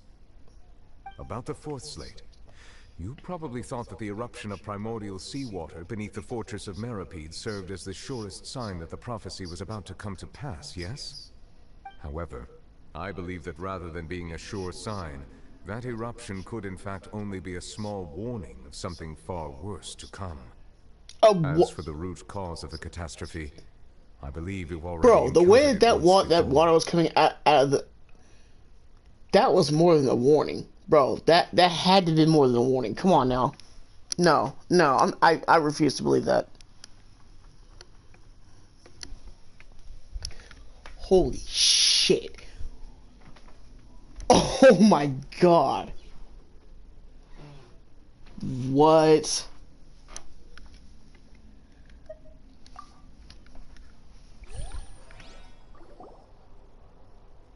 Cutscene? This eruption was just a small warning of the things to come. We must find the root cause of the disaster.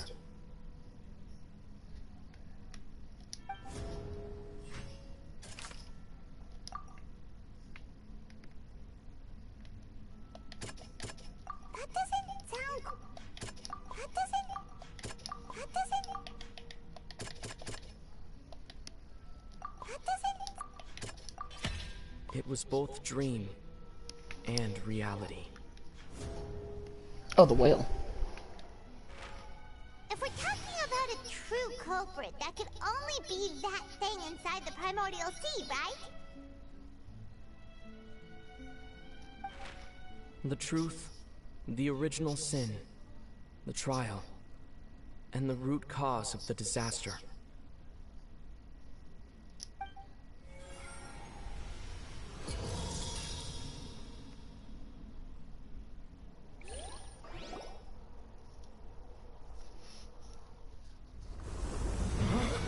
Oh no. Alright, here we go. I suggest you stick around because I think we're about to reach the end.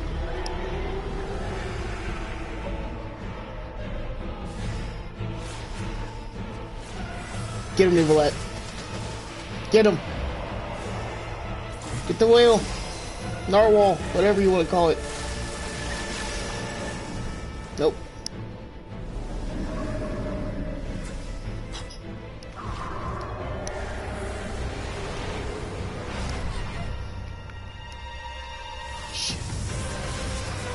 It's my boy! It's my boy! Let's go!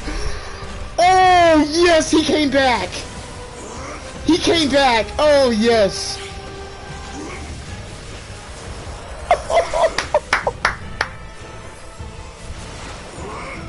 Sorry about that, I'm sorry, I just... Oh, I was waiting for him to come back, too.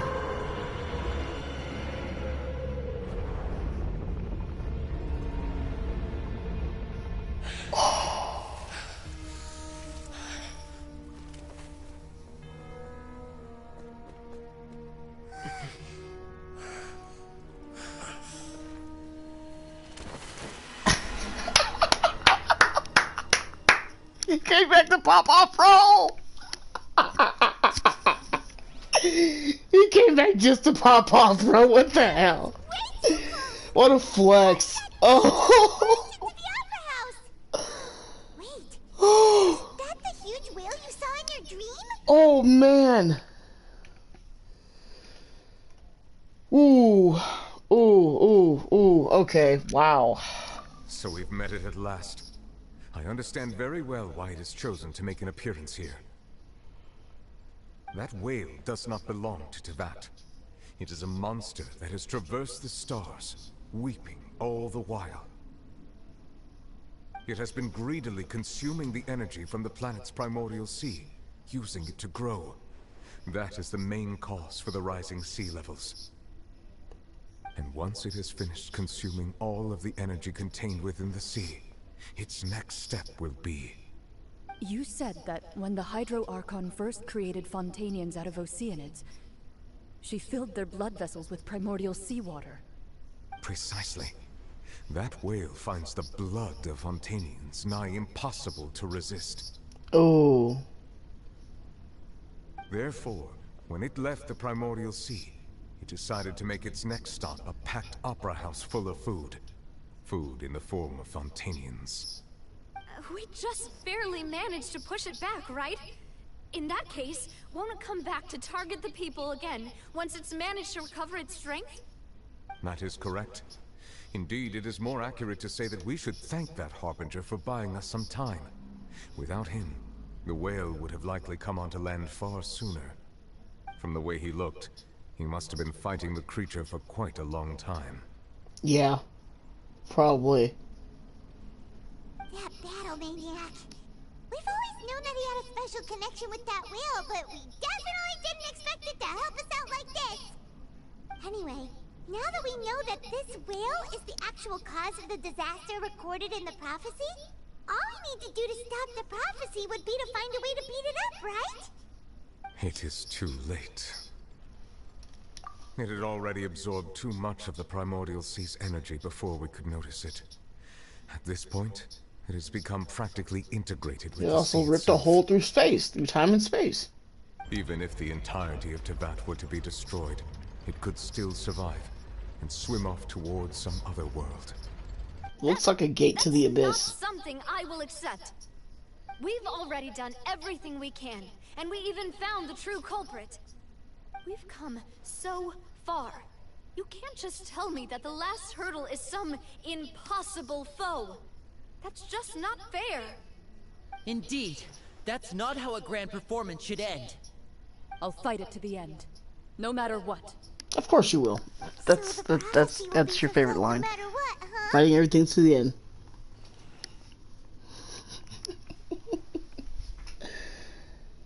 The prophecy.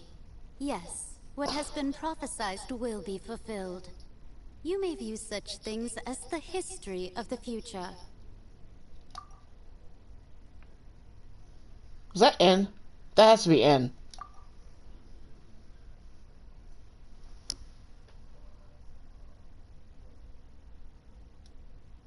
Wait, but if this is still all about fate. Just as prophecies are usually only the future as seen from the perspectives of Yeah, the that's N. gods, Could things be happening in hidden corners where the god's gaze does not fall? Ultimately, fate shall serve as your only guide, no matter what will happen in Tevat's future. All you need to do is to play your part.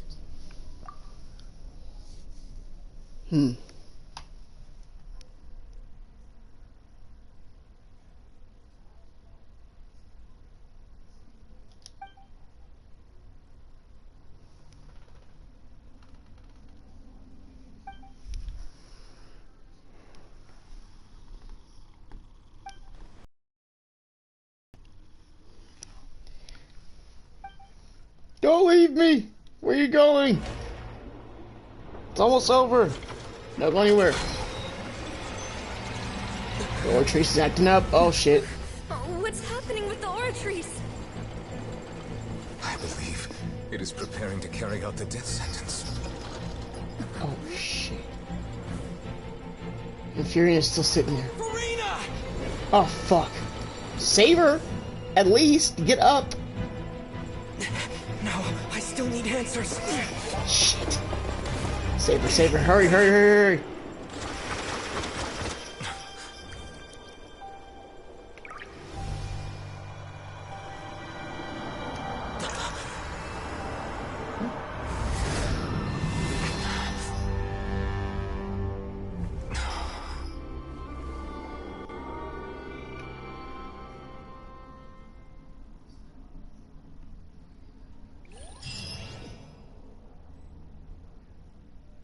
Shit.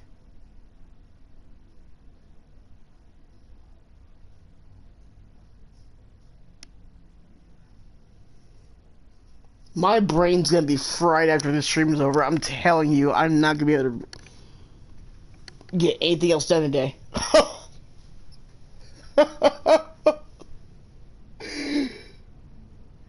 Whoa, whoa, whoa, whoa! Who is that? Is that the real her?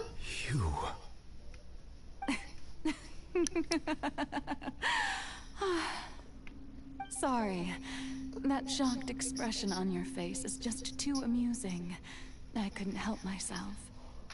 You are not Furina. Who are you? The first Hydra Archon? The sweet sound of bewilderment. Marvelous.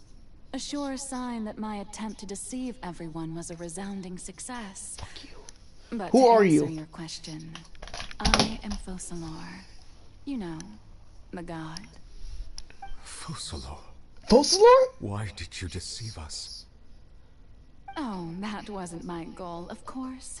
Goodness, no.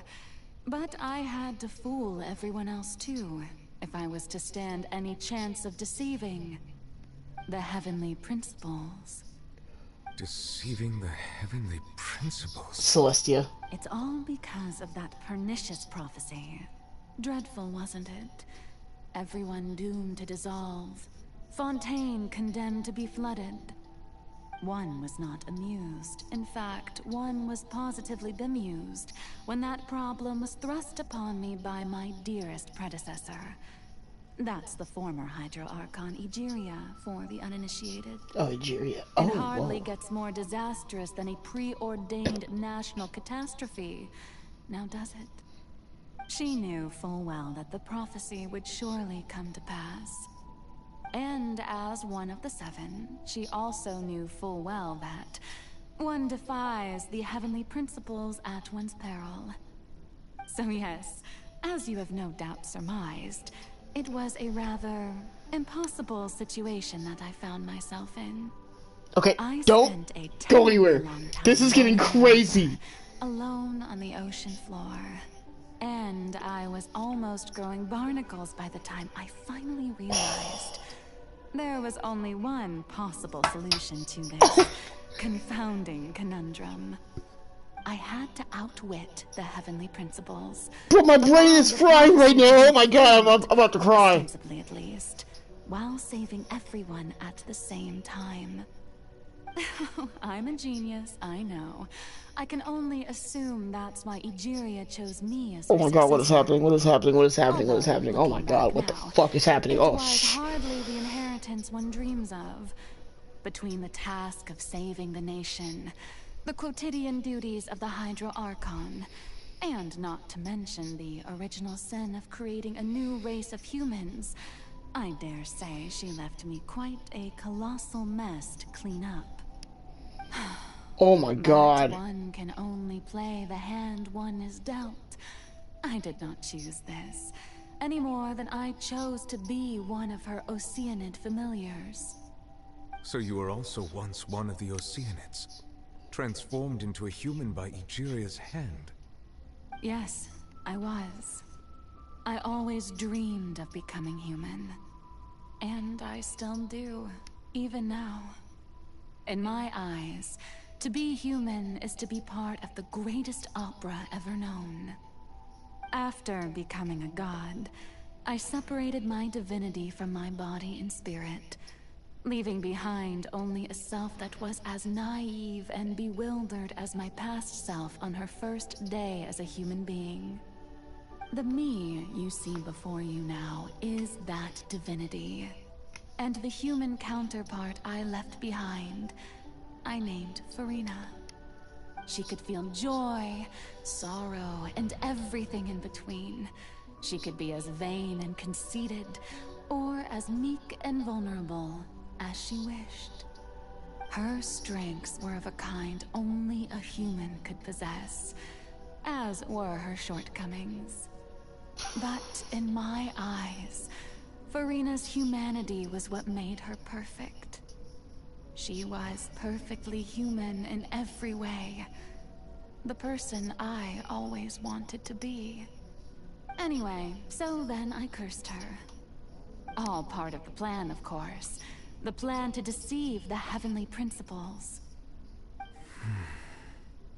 Do you still remember the final scene of the prophecy? The Hydra Archon alone, weeping on her throne. In order that the prophecy might appear fulfilled, I invited FURINA to be an actress, to play the part of the Hydro Archon in the prophecy. Under the curse I placed on her, so long as I, Focalor's divinity, continued to exist, she could not die. But nor was she free to live her life in the pursuit of happiness. Instead, she was forced to take the stage in the opera house, to embrace the role of leading lady, to forever play the part of the god from the prophecy, all to create a deceitful appearance of that prophecy coming to pass. I suppose now you probably understand why your court is called the Opera Epiclese. But FURINA is only human, isn't she? Even though she has had a long life, her mind is no stronger than that of any other ordinary human being. Right. I cannot begin to fathom what she has had to endure. It must have been torture for her. It has indeed. And although she is, in a sense, me in human form, I most definitely owe her an apology for it. It's been You sure do. 500 years. You sure do. And all along, she's been playing her part in the most unimaginably long, unbearably lonely, and agonizingly painful opera of all time.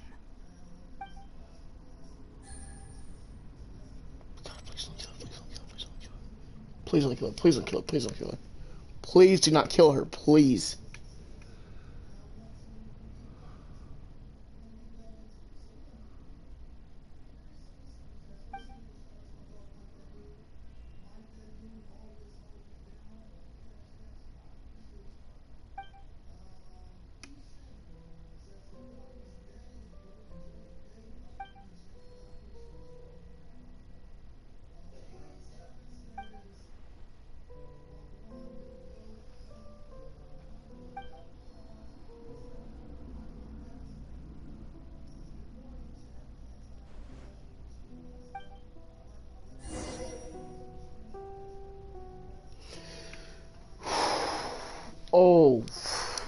Oh, my brain, my head hurts already. Bro, what the hell? This is a lot to take in.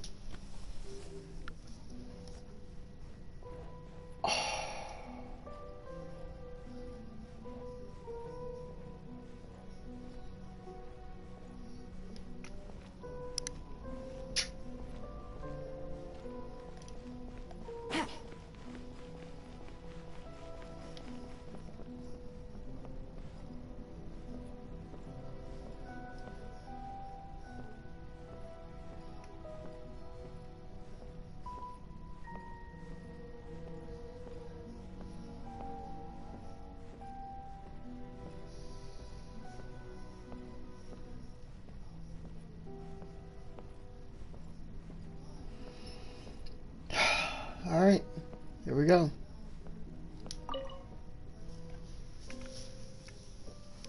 Oh, who permitted you to come onto the stage? Now, I've committed myself. Alright, now I got some questions to ask you. But I must ask you to keep to the rules.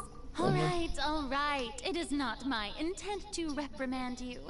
There is no need to state your name. Just be off with you. Do not distract me from my performance. Oh, do not jest. Can you not feel it? I am Fosalor. The eyes of countless the way I can become myself again. me. I must Oh, that's her inner thought speaking, I think? display the utmost elegance and nobility. I think. Maybe.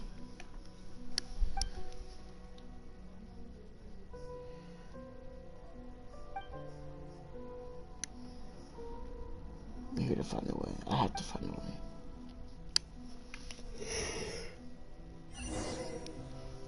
Damn, I'm gonna need some more coffee. Shit. Turn the lights off. Dear audience, the performance is experiencing a technical difficulty, but worry not. The guards shall resolve it soon enough. Stop that. Time's over. Crush.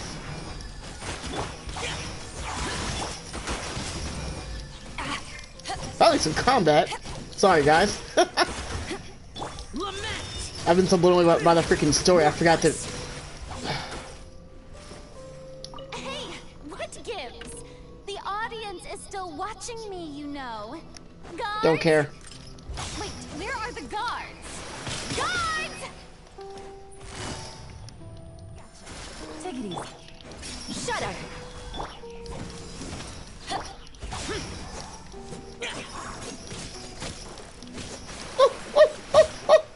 Shit. Turn that off. You suck. You suck. You suck.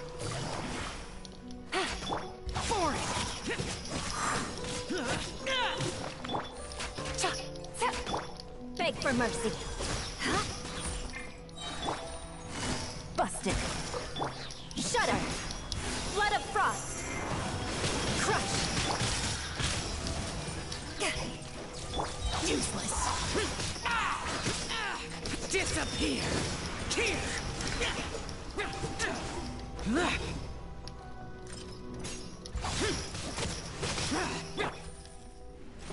It's enough. All lights off. No more of this.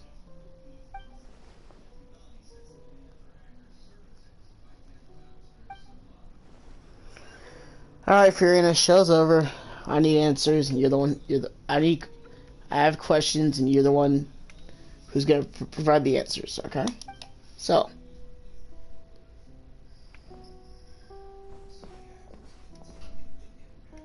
Damn it. What? You're making me. Oh my god.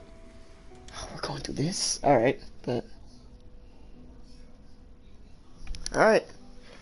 I'm rewatching her play. Oh, now I'm playing FURINA? Okay. Bad.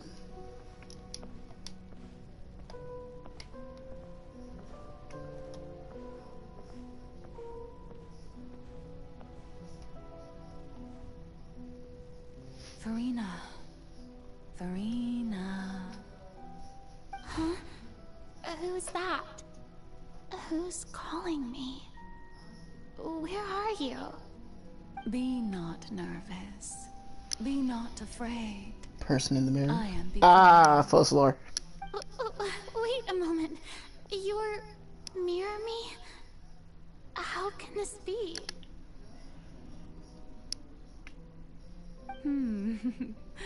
Mirror you, huh? You know what? That's not bad. Let's go with that. Mirror me.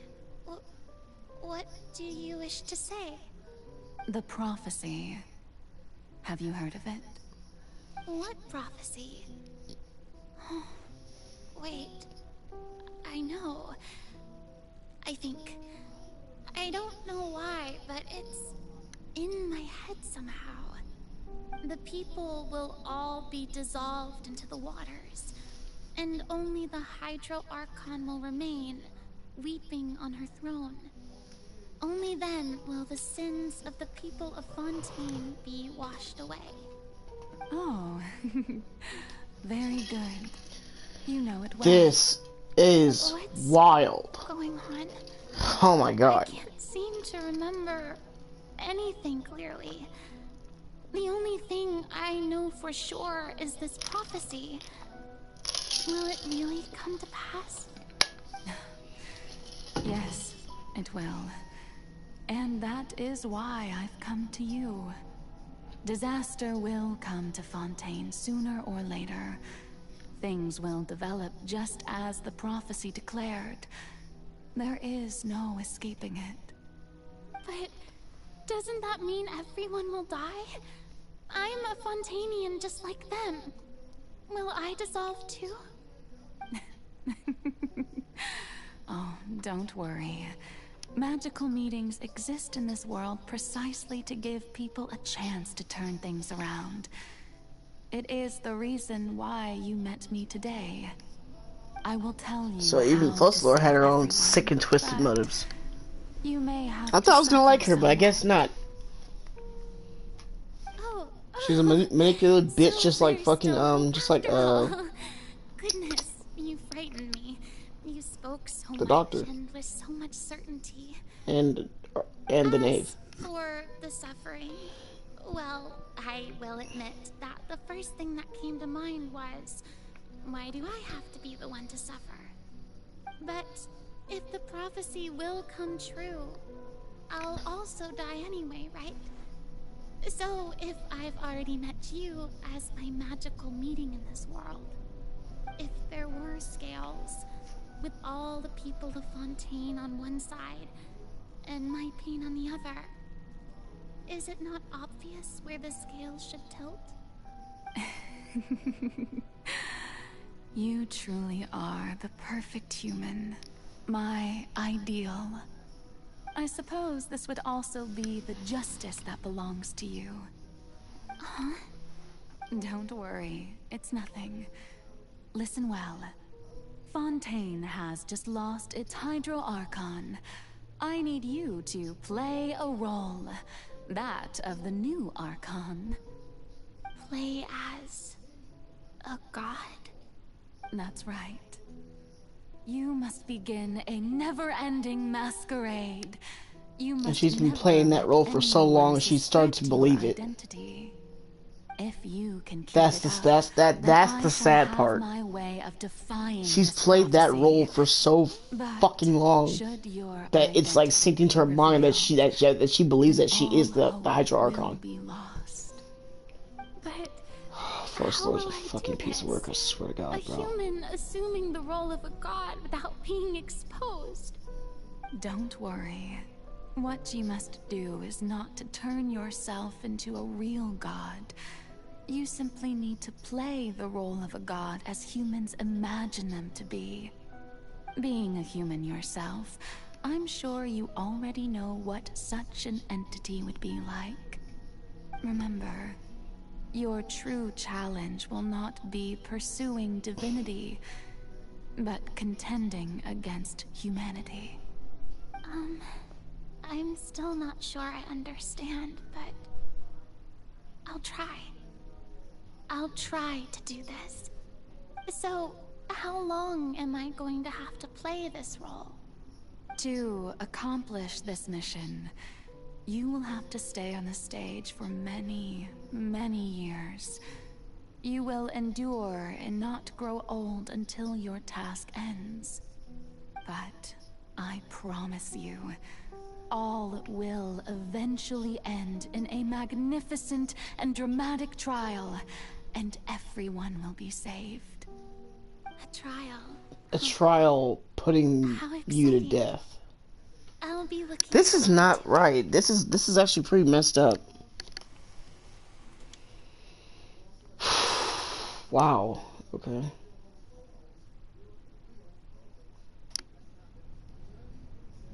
Oh, this is dark, bro. I don't want to continue. I honestly don't. Wow.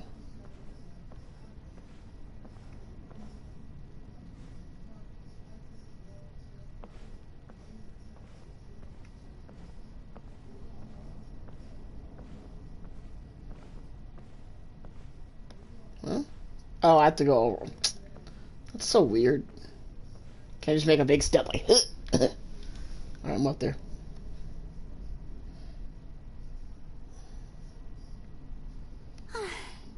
The Maison Cardinalise has announced my accession, but this is my first time facing the people.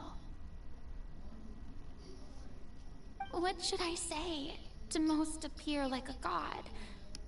To be honest, I still don't know.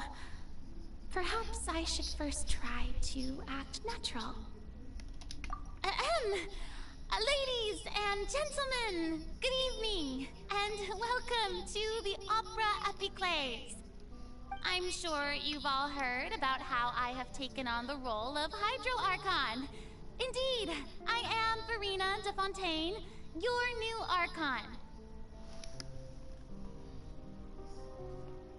FURINA de Fontaine. In truth, I know little about becoming a nation's new god, but it will be my honor to guide you all.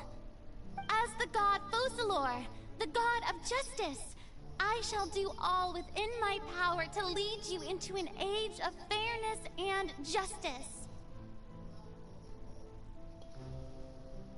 Once again, thank you all for coming. If you should have any questions or suggestions, please send them to the Maison Cardinalise. The future of Fontaine will require us to work together, after all. This should do it. I thought I might stammer, but thankfully, I was able to convey my thoughts just fine. Okay, and next. That's the new Hydro Archon. Is this some kind of joke by the Maison? I would have thought that a being that surpasses humanity would be a bit more assertive. Hey, did you hear that? She even told us to send her suggestions there at the end. Shouldn't gods be all-powerful? She's being so modest. What's the difference between her and an ordinary person? If you ask me, perhaps the succession didn't actually People are so judgmental. Wait, what's going on? Why is everyone suspecting me of being a fake? Oh, this is bad. If I get exposed here, there'll be no saving the people from the prophecy. Right. Mirmi said that I just need to play the role of a god as humans imagine them to be.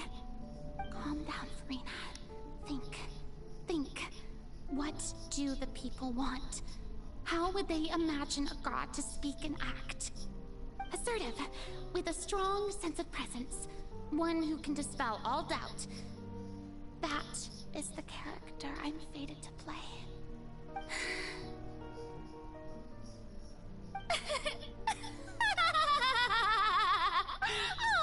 Oh, very good, my people. Only ones such as you are deserving of my rule. Now, I was wondering, if some weak puppet were to one day come onto the stage and claim ownership of this opera house, would the children of Fontaine follow them? Well, it's seems that you would all see right through them. Having passed my test, you are qualified to witness wondrous trials alongside my august self, here in this opera house. You may consider my previous act a door gift of sorts. I thought it was a debut that suited the atmosphere. Now then, let us be reintroduced. Ah, so that was just a performance. How could I have forgotten that we were inside an opera house? Her personality. It's quite shocking, to be honest, but I suppose it's a better look than before. Such a fascinating and bold deity. How wonderful! Our future may yet be bright after all. It seems I've turned them around. Best follow this flow and restart my accession speech.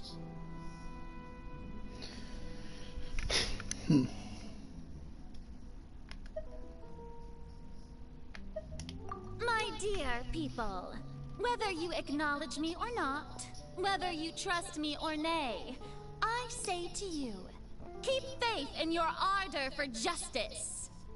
We have heard it said that this nation's sins can no longer be washed away. Well, I say that justice is most fragrant when it blooms amid sin.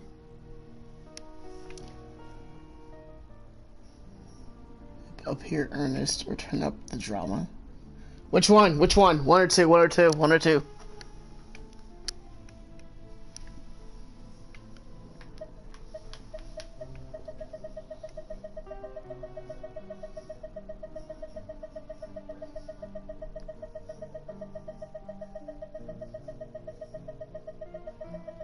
The scales of justice Too should slow. not weigh heavy in the hands of its god. On one side, it Come on, must man. carry fairness and justice. And on the other, praise and applause. May law be the prayer on our lips. May judgment be our worship. Let us light the fires and drink to the future of Fontaine.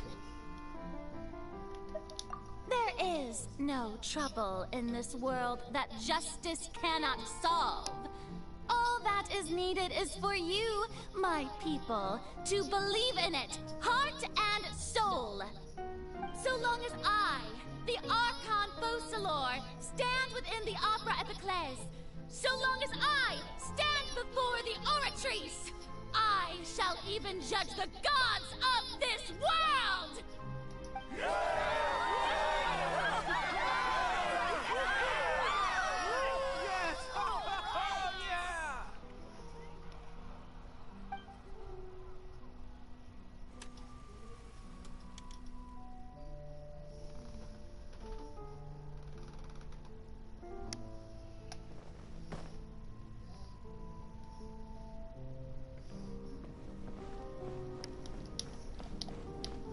Oh, now I can run.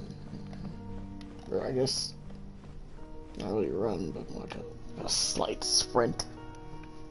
A little Lady jog. FURINA, here are today's case reports, as well as a summary of the follow-up for your perusal. Come now. Was I not just at the Opera House in person? Leave these kinds of things to Neuvillette. Besides, none of these trials were the one that I'm looking forward to the most. If I may be so impertinent, what kind of trial are you truly looking forward to? A magnificent, dramatic, and wondrous trial. A trial to end all things. How could you hope to understand? That's true, I fear I lack the ability to grasp your divine thought, Lady Archon. No need for fright, and do not take what I said before too seriously. Go now, do your duties. Yeah, that last part of her sentence is kind of sus. It will. A trial to end all things.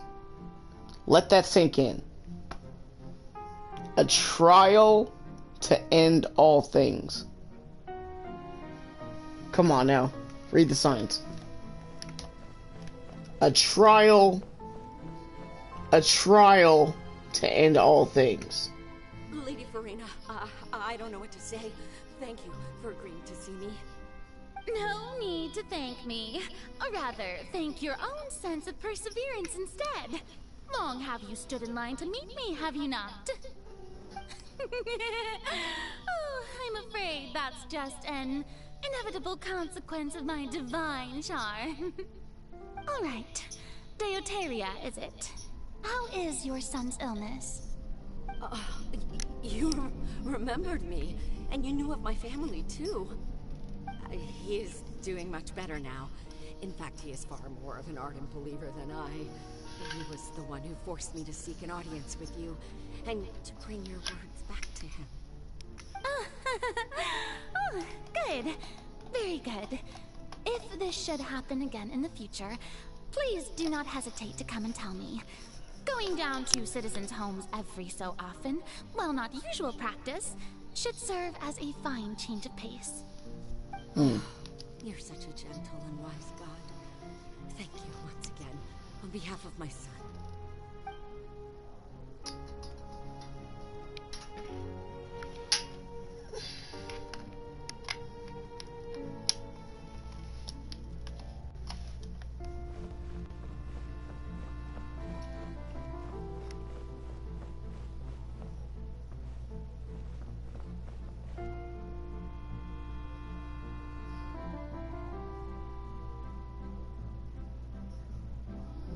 Lady FURINA, here are the latest hydrological reports. As for the specific parameters you asked to take note of, I'm afraid things still don't look good. I see. It's as I thought, then.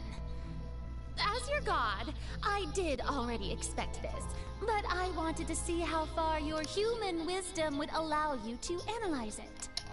All manner of signs indicate that the prophecy will still come to pass. Forget it. That's not something you need to worry about right now. Well, as I understand it, the Fontaine Research Institute is also trying to find a way to counter the rising water levels. Really? Have they found anything? I'm afraid that they haven't found any effective solution thus far. Oh, is that so? Well, no wonder. This issue has reached the realm of the gods, after all. Still, their spirit is praiseworthy.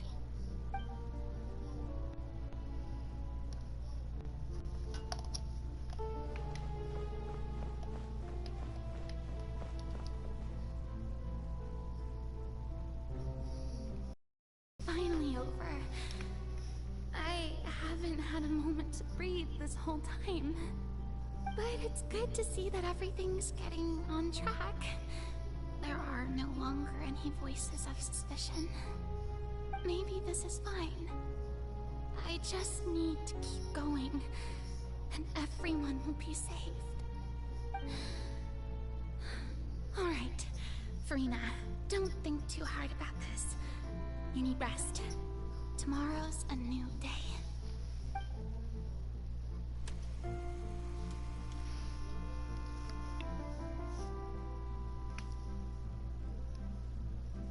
Lady FURINA, here are the new trial reports for the latest cases, as well as a summary of the follow-up. There'll be no need for that. I've seen them already. There's no need to go back over scenes I've witnessed in person before. Lady FURINA, I've waited so long for this chance to see you in this manner. Indeed, my dear, loyal citizen. This joyous moment is an honor for us both.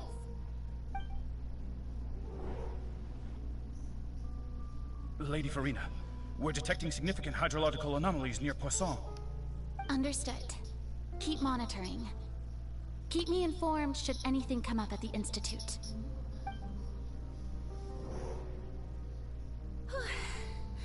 I don't think I let anything slip today. I must show the people that there is nothing to worry about. I just... Not really doing a good job of that. I feel utterly exhausted. Best to rest early today, too. Yeah. Good idea. Wow. Okay. Where are you going? Bruh, come on now. It's almost over.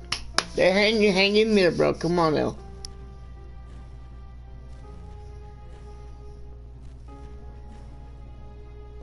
I forgot her hair can switch from long to short. That's so fucking crazy.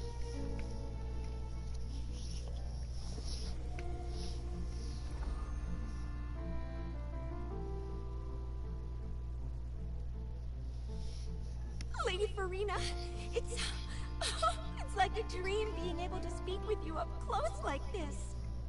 I've heard that the first member of our family who was honored to receive an audience with you was Madame Deoteria, almost 20 generations ago. And what a fine family yours is indeed. It brings me great joy to meet such a faithful believer. It's crazy how she's been keeping this act up for years, bro. Hundreds of years. Over 100 years, actually. My lady? What is it, good citizen? Oh, are you crying? Uh-huh. Oh, really now? I didn't even notice. This must be the overflow of hydro from my person. Well, can't quite help being the god whose dominion is the waters, can I? No wonder. No wonder. A manifestation of your power, then. Oh, Archon, I am honored to have witnessed it. Honored indeed.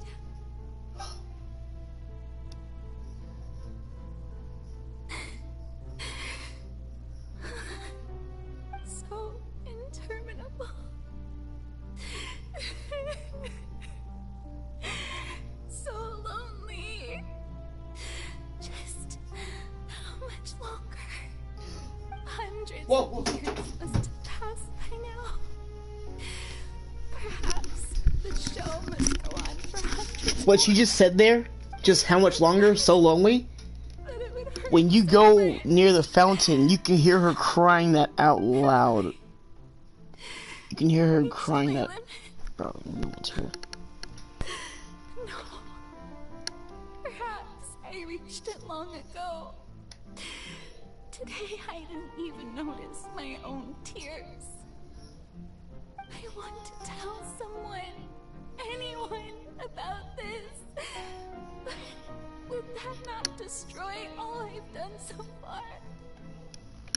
I have conducted so many investigations across the centuries, but there's not even a sliver of hope that we might break the prophecy. All I can do is keep heart. I must maintain this act. It is the only way to save Fontaine. Please, mirror me. You have to succeed.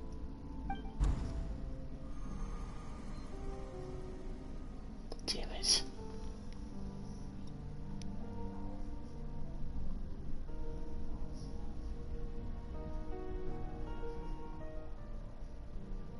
Furina, you don't have to shoulder this burden alone.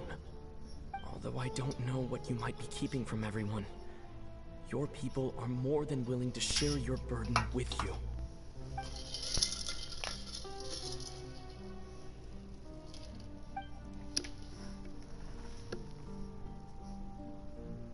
Share my burden.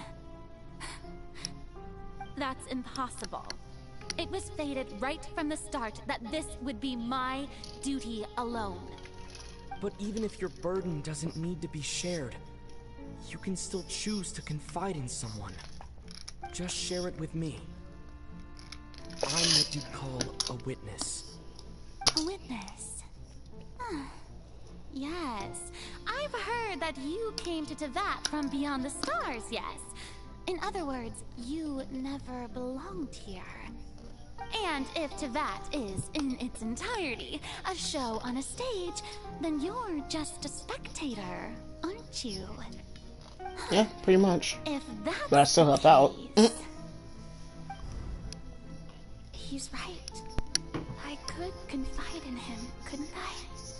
But if things don't play out as expected, the people of Fontaine will be the ones to pay the price. No, Furina. You shouldn't be selfish.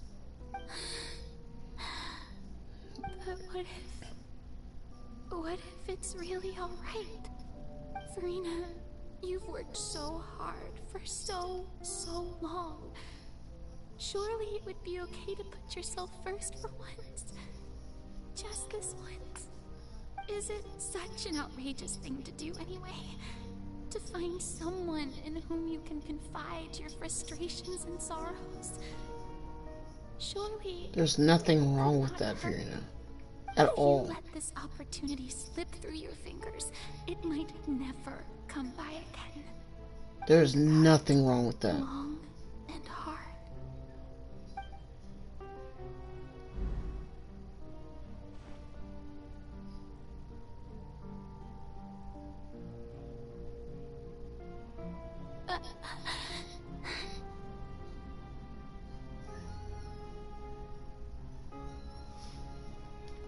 No, I have nothing to say.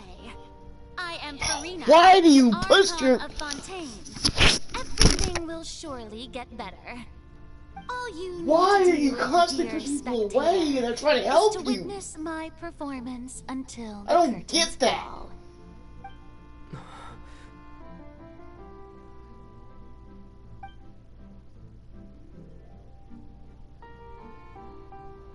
You need help, but you're refusing to...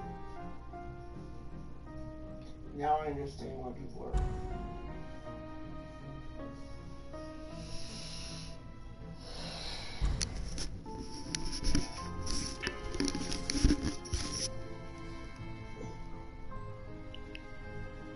So even Furina doesn't know the truth?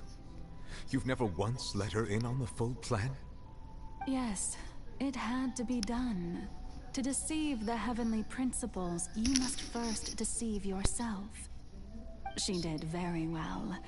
If she had let her resolve falter even once in these 5 centuries, Fontaine would have been doomed to the most tragic fate.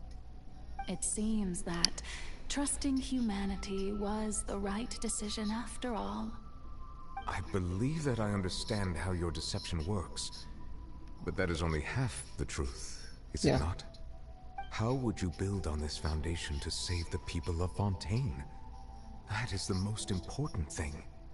Ah, good. Of course, the Iudex of Fontaine has pinpointed the crux of the issue. I'm sure you've long sensed that the Oratrice is no simple machine, yes? It's the Gnosis. I've always suspected that it had its own consciousness. And Lenny did mention that he heard a human voice within the core chamber. It now seems that that person was you. She's in the... Oh, whoa! Whoa! I became one with the Oratrice, taking Fontaine's Gnosis with me. Yes, it would seem so, wouldn't it? Alas, your understanding of this device still lacks sufficient depth. In truth, it is no enactor of justice. It is, in fact, a device created to kill the god of justice. What?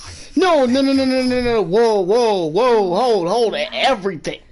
And to be more precise, not only will the Oratrice take down the god of justice, it will also take down the divine throne upon which she has been placed.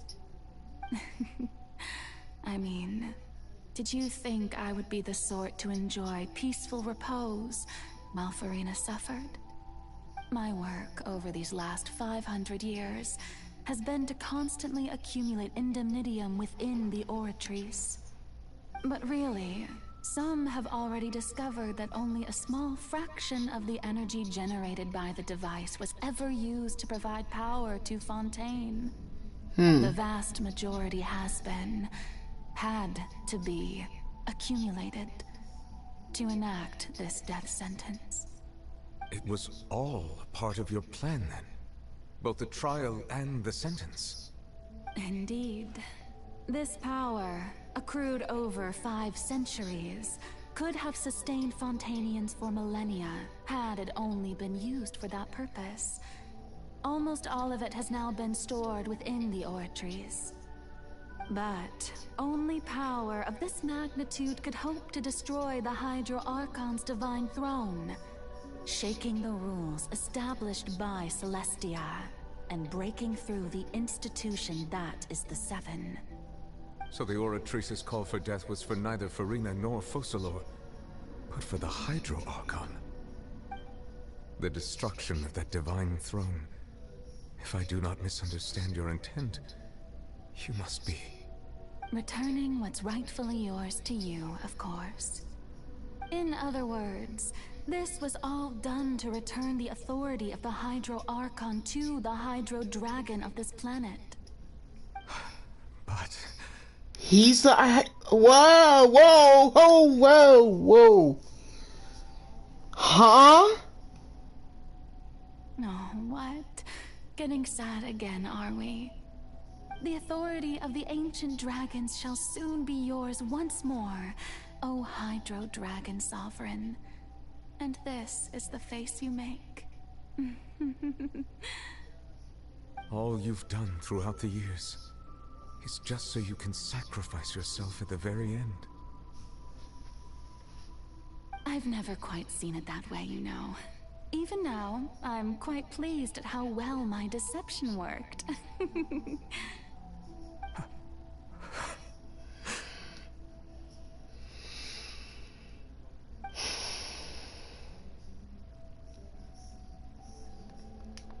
Hydro Dragon, don't cry.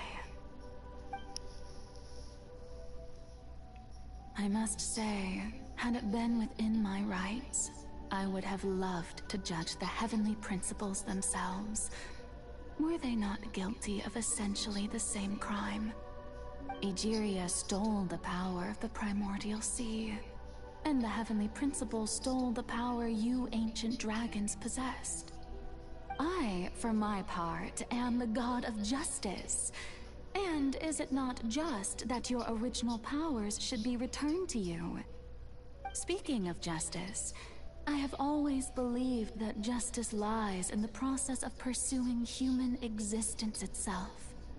So, if the theft of the primordial sea's might was Fontaine's original sin, then, leaving matters of procedural right and wrong aside, the descent of the Fontanians as humans and their right to exist in this world would be Fontaine's original justice.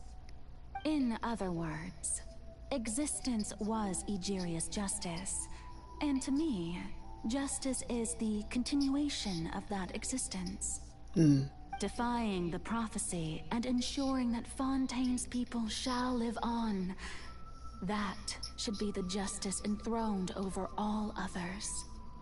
At this point, we, whether it be myself or all other Fontanians, have shouldered the burden of this sin for far too long. Iudex Nervillet, the highest judge in our land, when you regain your full power as an elemental sovereign, what verdict shall you pass upon us? So when I was invited to the court of Fontaine to serve as Iudex, I see now that that was your idea too. At last. Obviously. I now understand the true purpose behind this position. In the beginning, I was uninterested in human existence. But these 5 centuries of living alongside them have gradually brought standing between us. And I have even attempted to feel as they feel. You are a devious one, Focalor. Yeah. Things being as they are, surely you know that I could never declare them to be guilty. You're the guilty one. Oh shit. The hour of my execution is almost here. For the sinner, the curtain call has come. I know I may not sound it, but faced with death, I find myself a little afraid. Perhaps this is one thing both gods and humans have in common.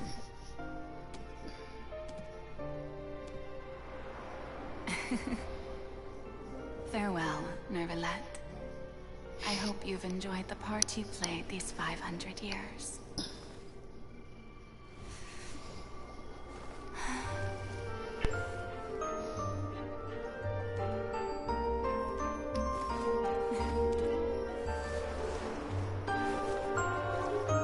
Recording this.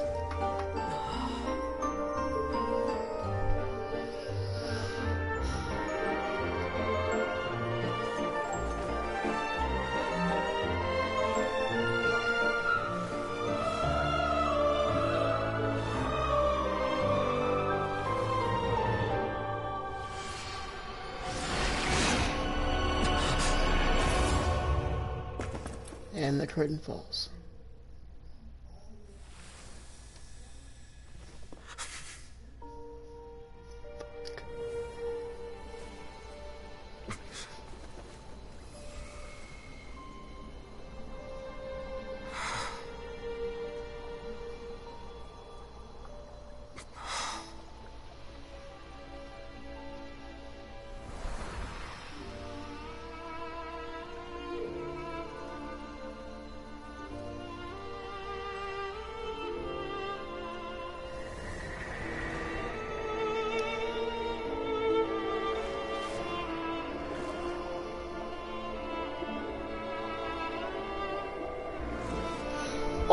Oh, thank you!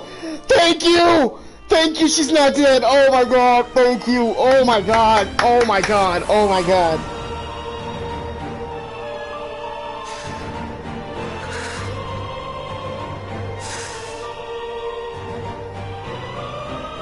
I, Eudex Nervalette, hereby declare, people of Fontaine, your sins are forgiven.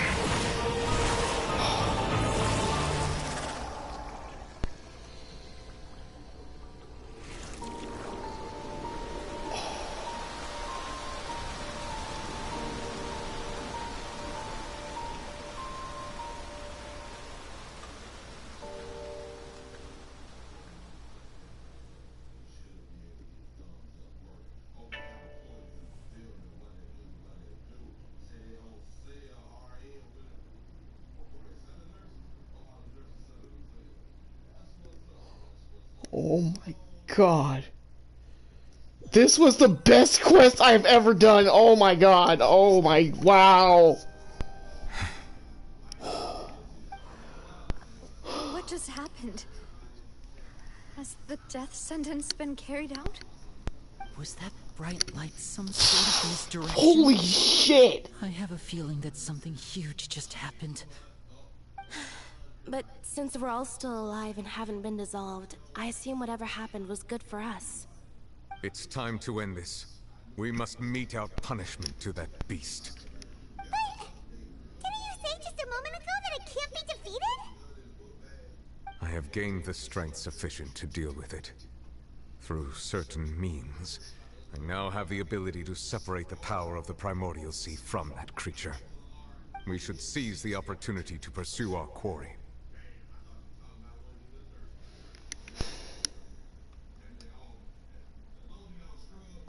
Traveler, now that the oratories can no longer function, I require an executor to help me mete out justice. The root of the calamities befalling Fontaine, the beast that enacts the prophecy. Its name is the all-devouring Narwhal. Come with me, traveler. The hour of execution has come. Oh, my head is spinning right now, dude. Oh my god.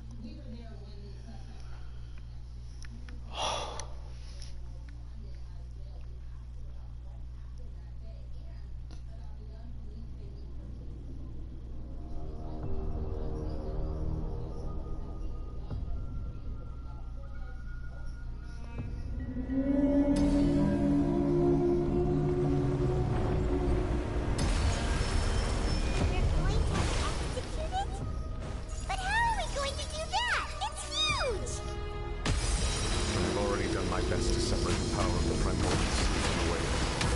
Considering the size of the beast, I cannot reach the power source.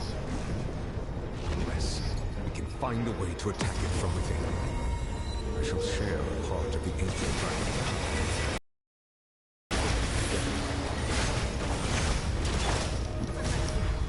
More speed.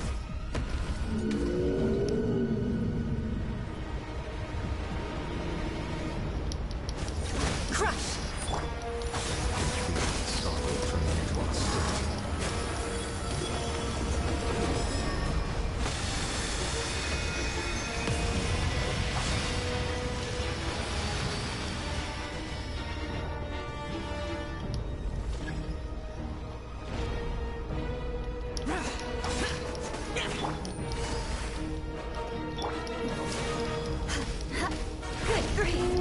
What? The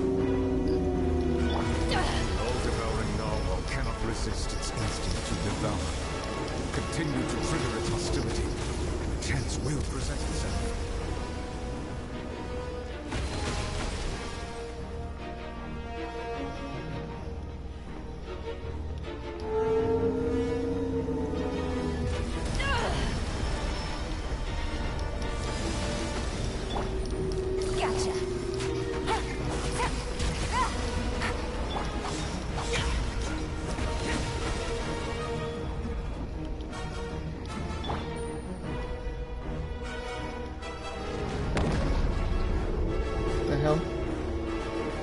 What are you doing this time?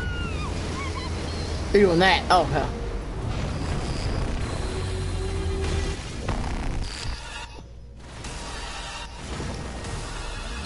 Oh, shit. What the hell?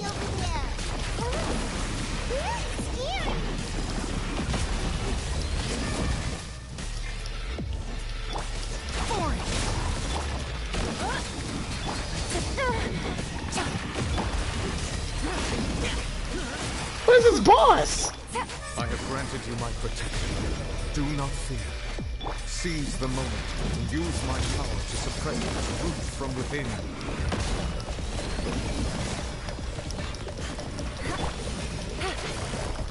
Gotcha. Shudder. Useless. Evil conquering.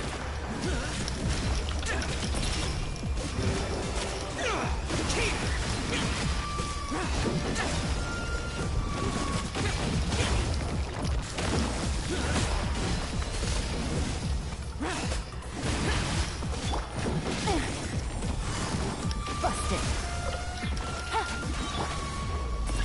Crush. Freeze to the core. Oh, this is a good fight.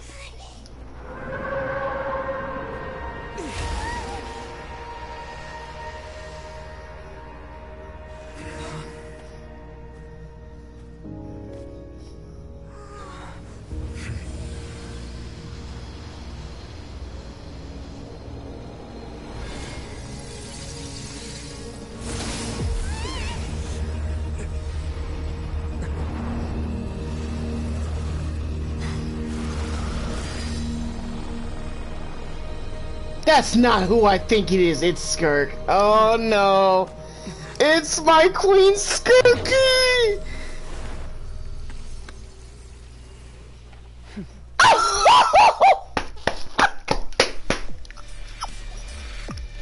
It's her! Should have been mine. It's Skirk! Oh well. It was just supposed to be a short private training session for me. I didn't think that my disciple and my master's pet would start brawling in the meantime. Well, actually, I had a feeling that it would happen at some point, but they bumped into one another earlier than I thought. What a blunder.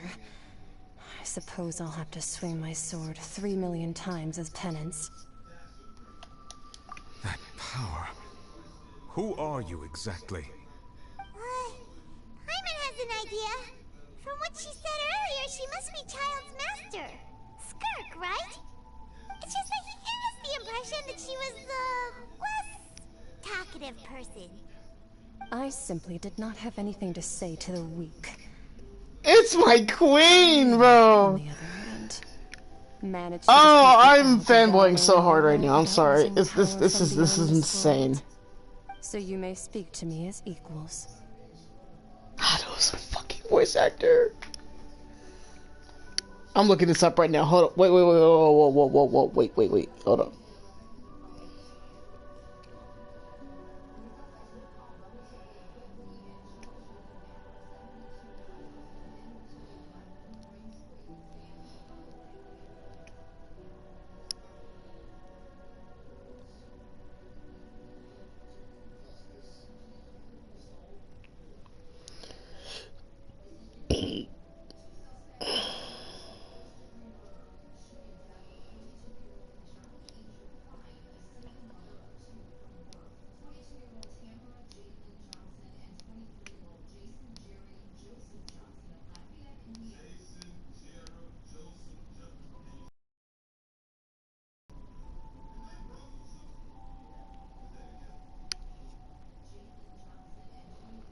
Bro, her. Oh, oh, get out of here. Oh my god. Oh my god. Bro. Bro, there's no way, bro. There's no way, bro.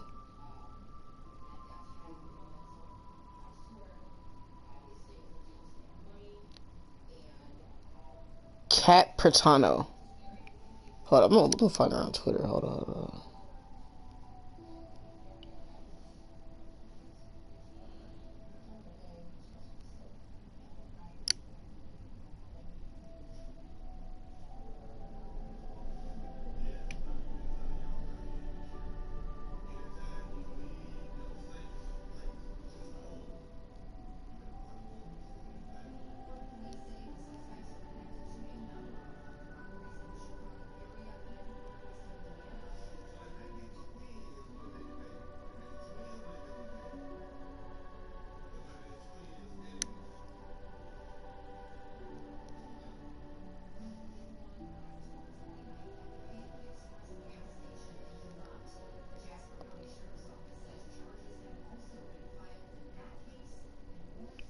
She is.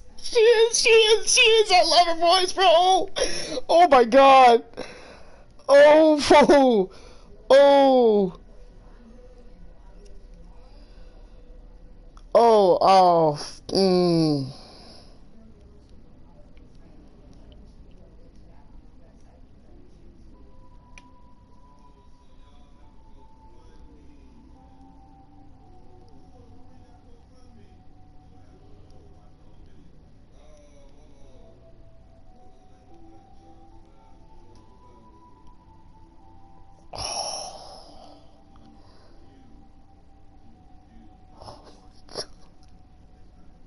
Oh my god.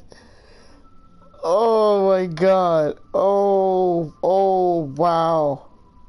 Oh. This is not gonna be a normal day for me, I swear. This is not gonna be a normal day for me, I swear. This is not gonna be a normal day for me, I swear. Oh my god.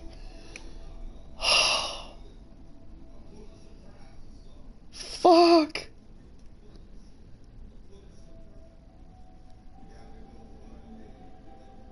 Okay, let's get back to it. Let's get back to it.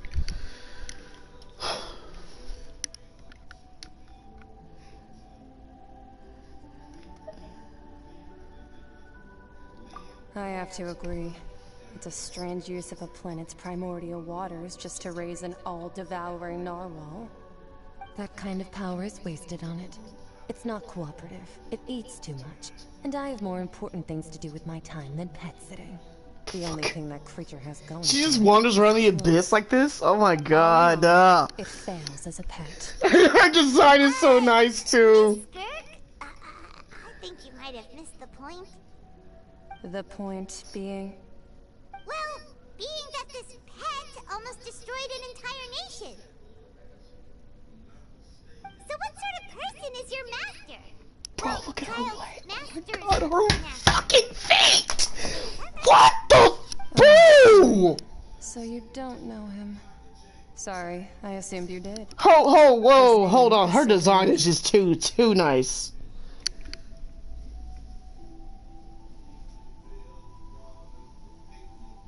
Oh my.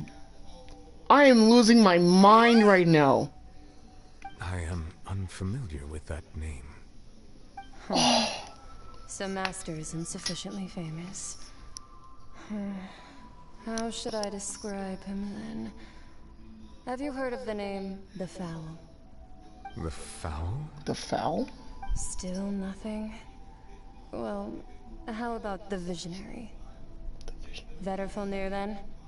Or Gold Rhine-Daughter? Ooh, that one we've heard.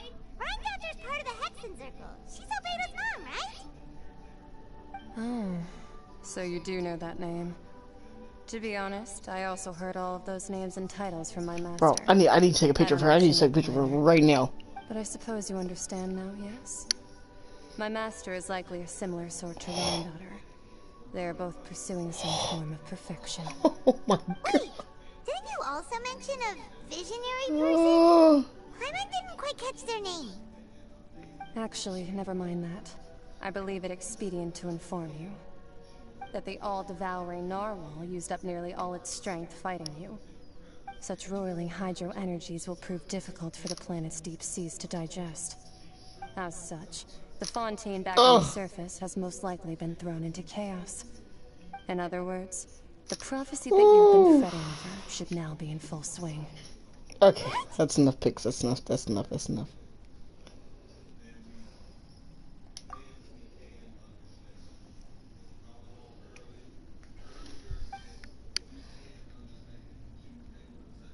Not to worry. Focalor has already managed to deceive the heavenly principles.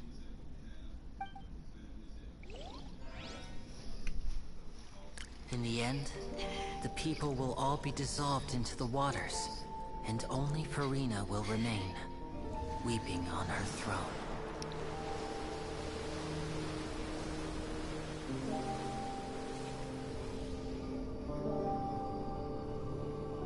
Wait, it already happened? Then, will the sins of the people of Fontaine be washed away? No, it already happened.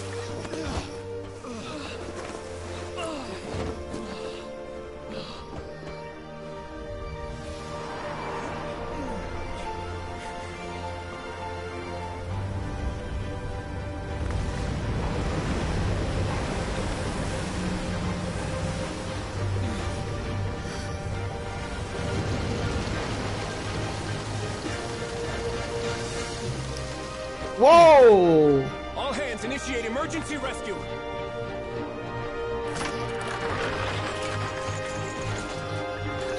Wait, the fortress? Hurry!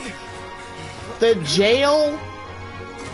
Wait, no, whoa, whoa, whoa, whoa. The prison is a flying fortress. What?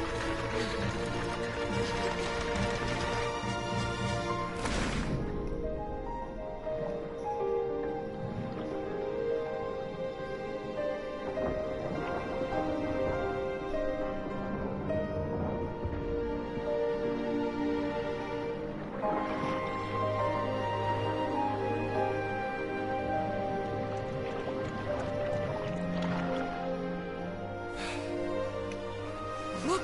The water's receding!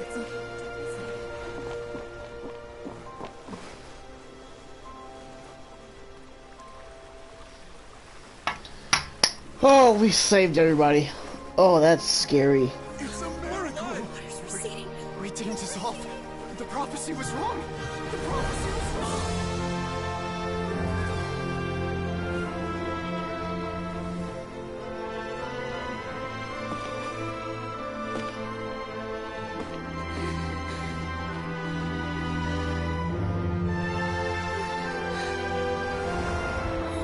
Are you alright? Yeah. We're safe. The prophecy was wrong.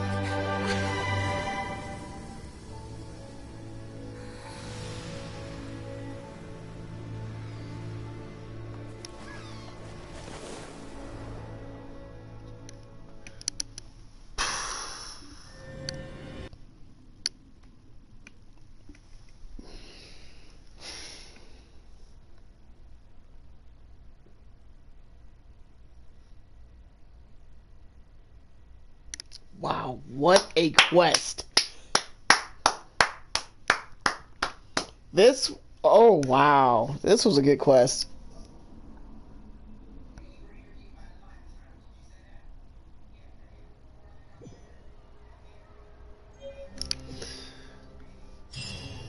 Oh, I, The Solo renewed. The Spina di Rosula talks post-disaster rebuilding. I recently visited Poisson to meet with Miss Navia, spokesperson of the Spina di Rosula, and we spoke about Poisson's present and future. Old soil can still give birth to new bloom, Miss Navia stated. Hope is like seeing a small cookie when you're starving late at night. You just need a little of it. Skyship Winglet, lunar brain of the Fontaine Research Institute. The various disputes that have arisen on account of Mr. Edwin have suddenly become a shield over the Institute, with Jurier turning out to be a once overlooked hidden gem. People always call the first researcher mad, but few know what to call the second. And should that latter person achieve a miracle, they would find it all the harder to find a word with which to classify him and his team. Wow! Paimon barely recognizes the people in the report. Are those really Jurier and Navia? They sound like real big shots.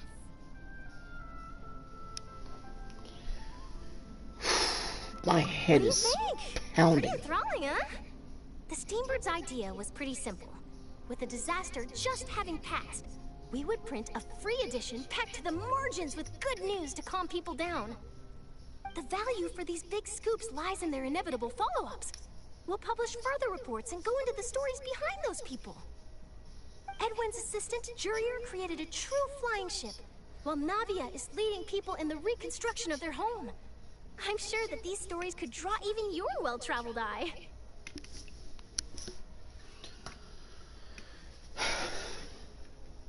The articles do make me curious about how things will play out. Hyman's curious too! Wait a minute. Didn't we watch everything happen from start to finish? What's there to be curious about? And that's exactly why I'd like you to come conduct interviews with me.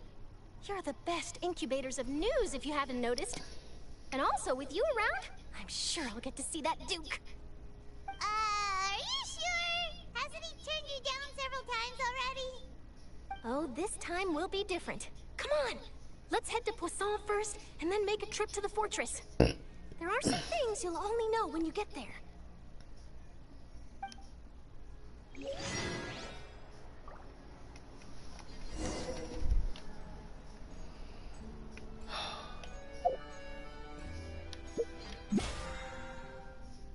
Okay, I need a minute. I also need to go turn in these commissions. Bro, my brain is broken right now. Oh my god. Oh shit.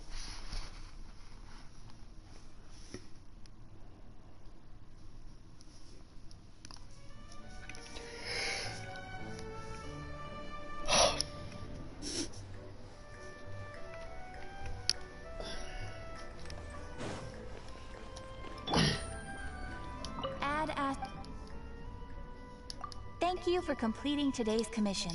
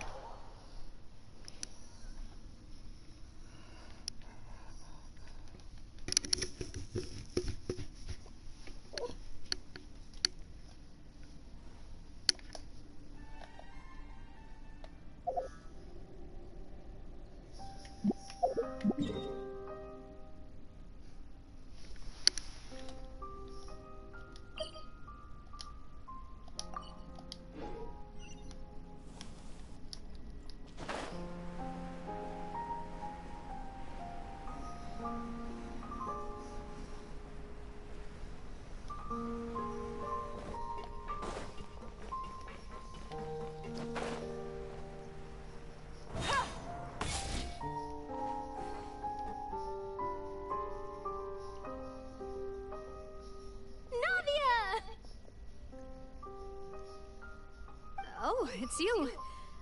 What brings you all here? Hey, we're just having a look around. I'm here to update myself on how things are going here. Oh, the Fatui are here too. Let me introduce you. This is Mr. Garunt Snezhevich. He represented the Knave in sending us a large amount of supplies, and is helping with our work. Our residents are hard at work as well. Thanks to everyone, work is progressing nicely. We've lost a lot of people, but we're moving forward. That will have to be enough. Hello, Miss Charlotte. I'm a big fan of yours. I especially like that article you wrote last year about Fontaine's stray cats. But if you don't mind, could you not emphasize our role too much in your report? It's not charity we're doing here. We just happen to share the same interests as the Spina. I get where you're coming from. I'll keep it as simple as possible. Yeah. Would you be willing to feature as friendly neighbors? That would be fine. Thanks. Oh, you're back too. How are things? We finished laying down the construction materials. It'll be another hour before the workers are able to go over there. Huh? You're here too, Clarence? Well, her reputation's greatly risen after that whole duel business with Miss FURINA. So she's here in Poisson to wait out the heat. All right. She really came here to help me out. There's too much to consider in the reconstruction of Poisson. The Spina has need of more decision makers. And, well, I do already happen to be connected to Mr. Callis. Oh, wait just a moment. Do you mind me asking a few questions? You know, about how you felt before the duel, about what it was like facing down a god. There's lots of exciting material there, I bet. Forget it. I'm sure you can find a better theme than that, Miss Charlotte. I see you're the same as always. Couldn't you do me a favor, for Navia's sake? Well, if we're talking about doing things for my sake, you might as well just take a few more photos of me. Or of the Traveler. It's better than wasting time persuading Chlorand at any rate. Of course I will. I'm not gonna let him off that easy. All right, then everyone who wants to be in the photo, gather up. And smile.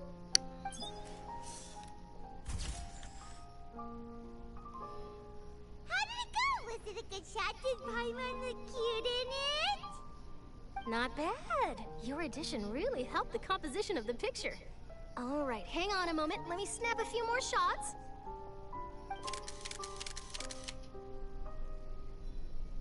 All right, that should do it. I'll be back here later anyway, so let's call it a day.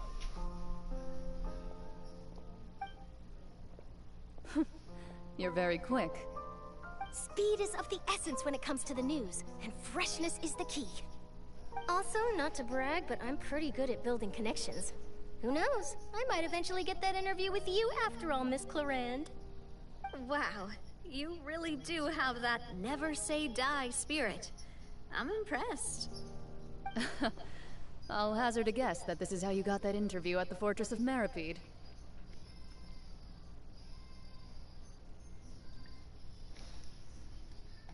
Whoa, you're well informed. Let me make a guess too. I asked Sijuin, who told Monsieur Nervillette, and he told you, right? That's a very complete information chain. In truth, all Monsieur Neuvillette asked me was, when did the fortress become so friendly towards the media? I told him that it was best not to speak too soon. There's no guarantee that Ridesley will make a personal appearance. You're right. I've got to treasure every moment I have with them. In which case, I'll be making a move first. Stay safe now. And tell me if you hear anything interesting. I'll treat you to afternoon tea in exchange.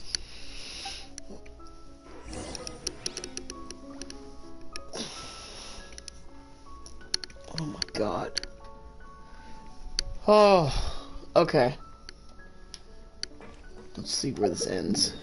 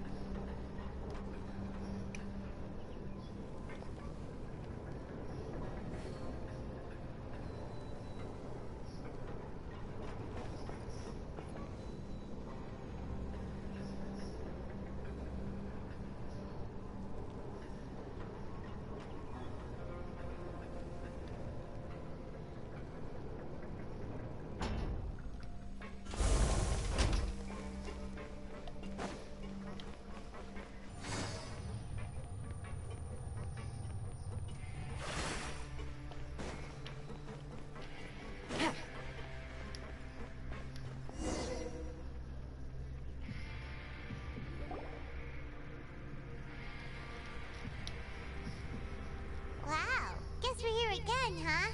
There's a real nostalgic feeling to this place. It's like Right. you've been missing us. Nostalgic. Duke! Did you come all the way to the entrance to greet us? Of course. I'm here to welcome you and our dear Miss Charlotte, whom our good head nurse recommended to me. It's an honor to finally meet the much-rumored Duke. Thank you for consenting to my visit to the fortress, sir. No need to thank me. But that said, I shouldn't be the focus of your interview. I trust you recall our agreement? Of course, of course. All right then, this way.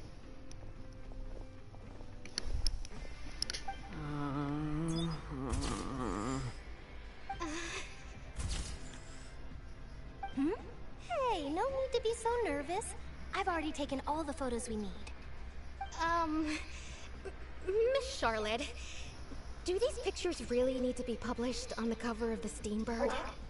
It would seem that Miss Lorvine doesn't want her face to appear beside that of Mr. Jurier, Sir, please don't say things like that. But it looks like dear Mr. Jurier denies it. Might this interview be very important to you then? No, I just... This is my first time being interviewed, and I'm very thankful to the Steambird for... Now, I might not look it, but I actually did meet Mr. Edwin once. And I'll be honest, I enjoyed chatting with you more. You've definitely got more of that genius vibe going on. The boat that brought about a miracle, the ark that saved the people. Why, you recreated a myth back there, like an emissary of legend. Like Noah's Ark. If I might ask, where's that flying ship now? Huh. Looks like Charlotte's trying to get herself another exclusive scoop. I have to apologize, but that ship is presently in the bowels of our factory. I'm afraid it won't be easy for you to get a shot of it. Really? Well, then in that case, could I have an interview with you to make up for that loss? She tries way too hard. You already know my answer, I'm afraid. No. Best you interview our head nurse instead. Or perhaps you'd like to take another photo of this couple of researchers? Did you really have to use the word couple? Well, then, 2 solo photos will do. Is my hair messed up? Please, someone help me have a look. Things sure are getting pretty lively here. We've seen this kind of thing before. Oh, seems like everyone's here. Would any of you like to try this new drink I came up with? Ah, Siegeween. Hey, Miss Charlotte. Why don't you, take some pretty photos of our head nurse? Sure. Come on, Miss Siegeween. Over this way. Let's find a brighter spot. Huh? Sure. Do I have to smile? So, how have things been at the fortress?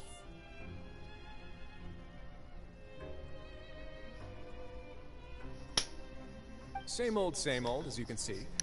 Fontaine's undergone some changes, but this place is still more or less the same. Other than that flying ship, it got a tad too much attention, I think. That's why I decided to let the interview go through. We should direct more public opinions toward the behind-the-scenes heroes. Am I right, Mr. Jurier? Miss Lorvine? You're too kind, sir. I believe that you too should have your day in the sun. Not that you would want that, which is a pity. I'll just leave the spotlight to you two.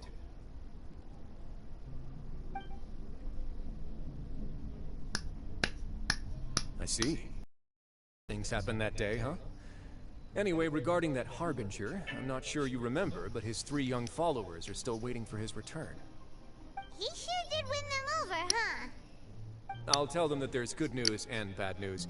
The good being that their boss seems fine, and the bad being that they must face extended sentences for abetting his escape. Oh, look who finally returned! You left me hanging for an hour! Thank you for that! You missed a lot! The fortress will keep chugging along, and so will my duties. As to what Miss FURINA's departure will mean for the nation, and if our laws and governance will be transformed, we'll leave those to the folks in the overworld. Hey everyone, the photo shoot's done. Good. In that case, let's call it a day here. Thanks for your cooperation. Come on, Traveler, let's go. Till next time, everyone. There'll be a next time? Maybe. Who knows? I might write a story about the underwater factory next time. Until then. She doesn't give up. All right. Last stop, the docks. The docks.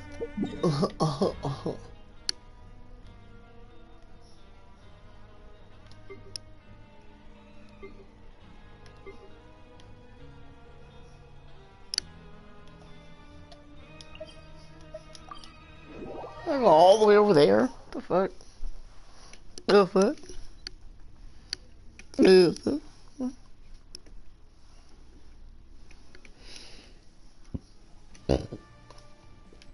Can't believe that whale was the cause of all the problems. Pretty wild, bro. Pretty wild. Not even gonna cap with you, man. That's actually kind of crazy. Take it easy.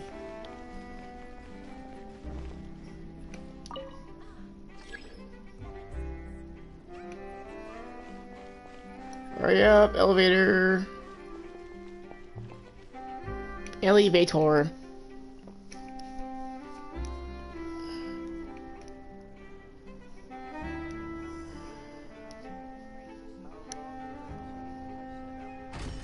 Finally, now that took forever.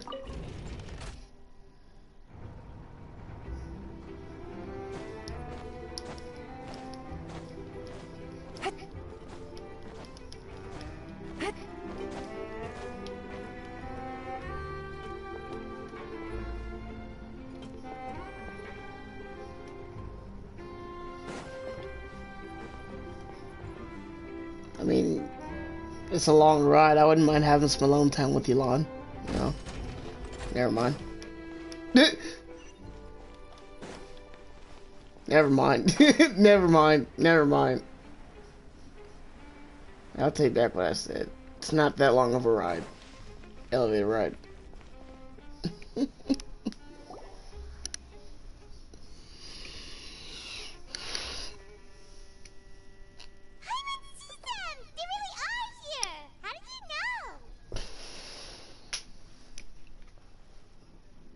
Navia mentioned that she stayed in touch with Linny and the others after working together.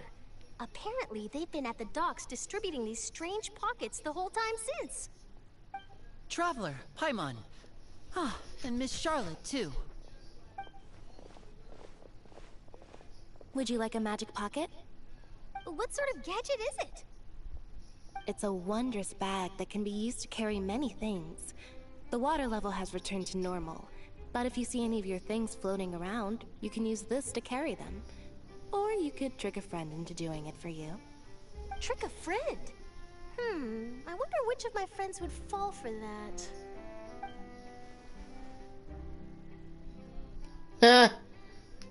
She's really trick. No, no, don't Isn't even. that right, Fremine? Is this what you meant by I'll help you make some more friends? To be honest, that sounds pretty sweet. Could I have your contact, please? Sure. She asking for your number, man. You better, bitch. Ew, what was? He was the one who proposed doing this. He even wants to assist in our magic shows. Yes, I was planning to first introduce Pear as an assistant, and later Fremine himself. In the future, I think we can leave underwater escape magic to him too. That said, would anyone want to see a diver escape underwater? Oh, it'll work out. Every journey begins with the first step. He'll become a part of our show eventually. First step is drowning. Lynette, I'm sorry. could you come over? Miss Charlotte says she wants to take a picture of us. That's dark. I'm sorry. My, that Charlotte is rather perceptive. She got rid of everyone the moment she realized I had something to say to you.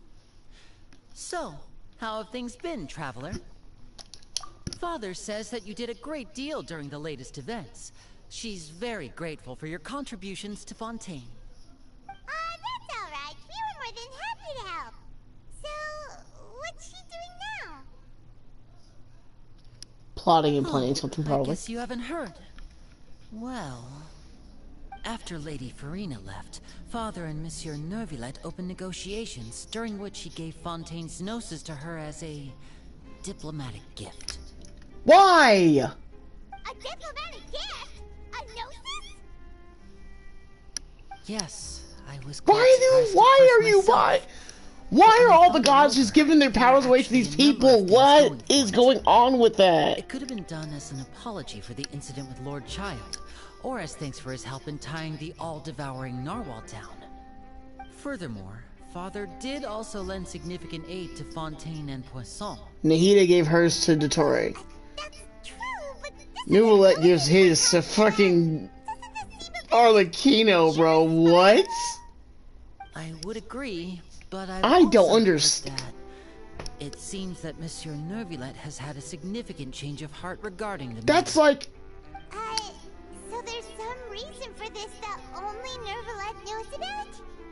I suspect you'll have to ask him about that yourself.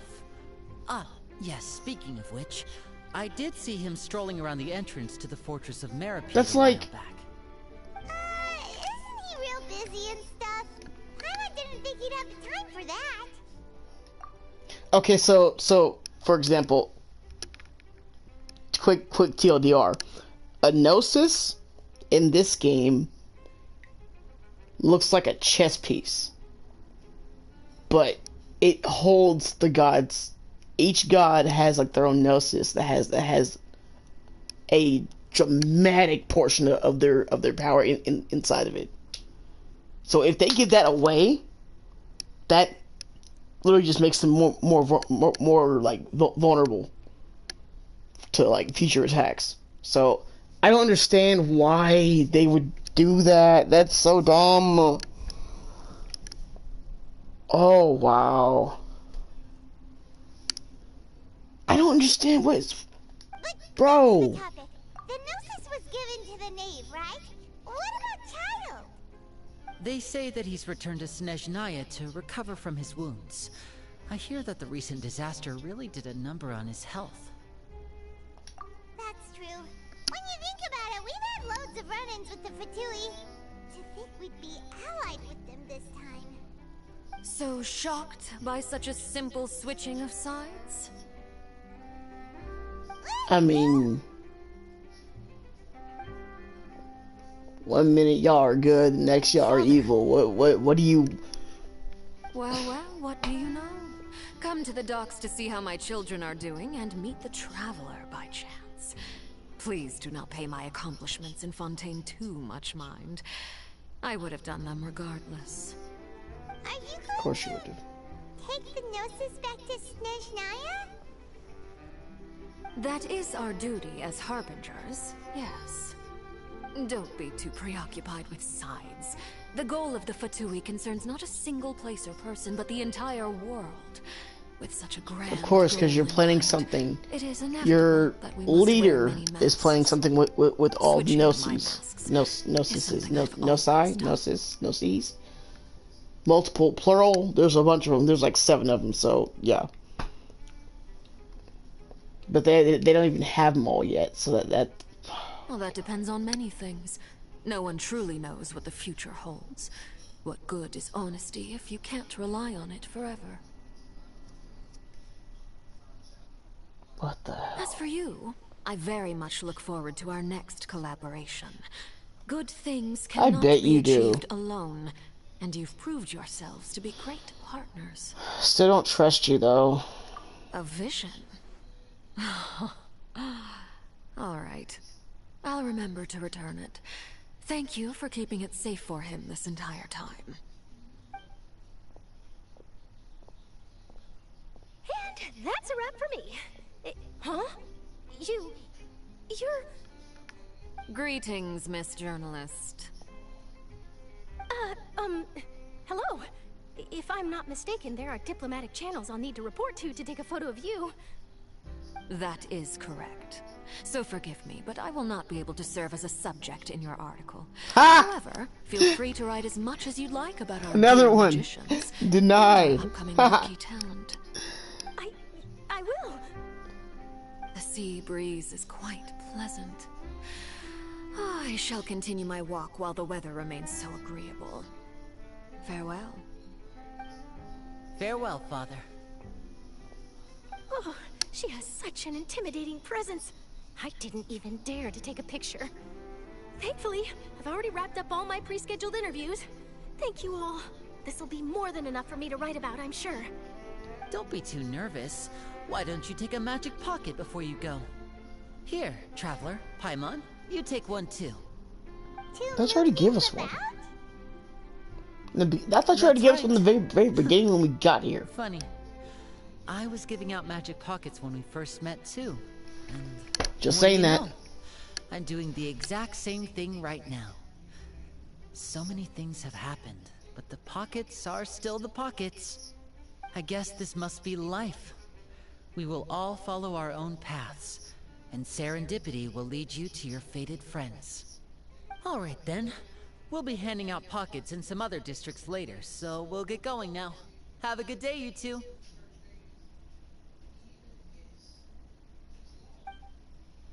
Well, guess we sent Charlotte off. Shall we go see how Neverlette's doing? As long as he's not so busy that he doesn't have time to chat anyway. So where did FURINA go though? That's the question. That's what I want to know.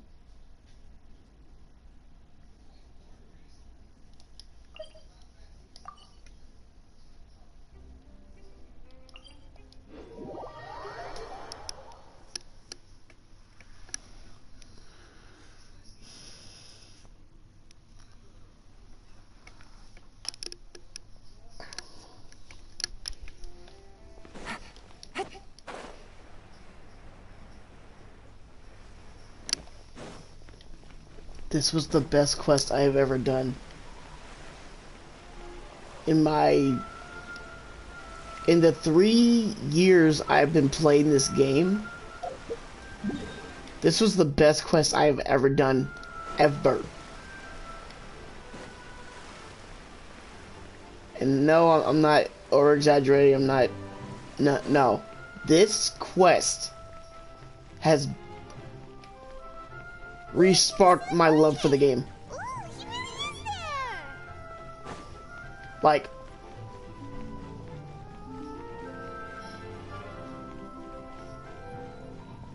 yes, I've seen other people on Twitter say that, but me personally, from from what I've been seeing with Fontaine,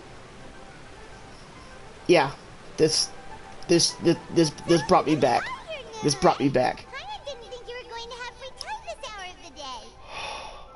Really? Oh, I suppose you must have met Mr. Linney.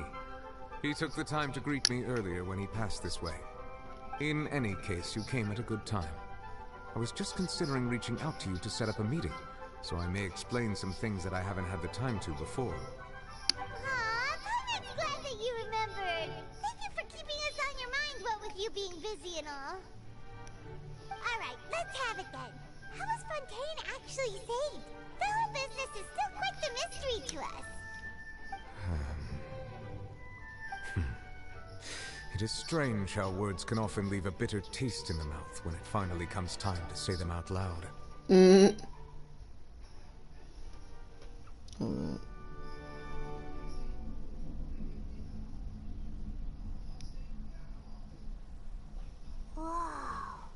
So that's what happened? I only saw Furina's part myself.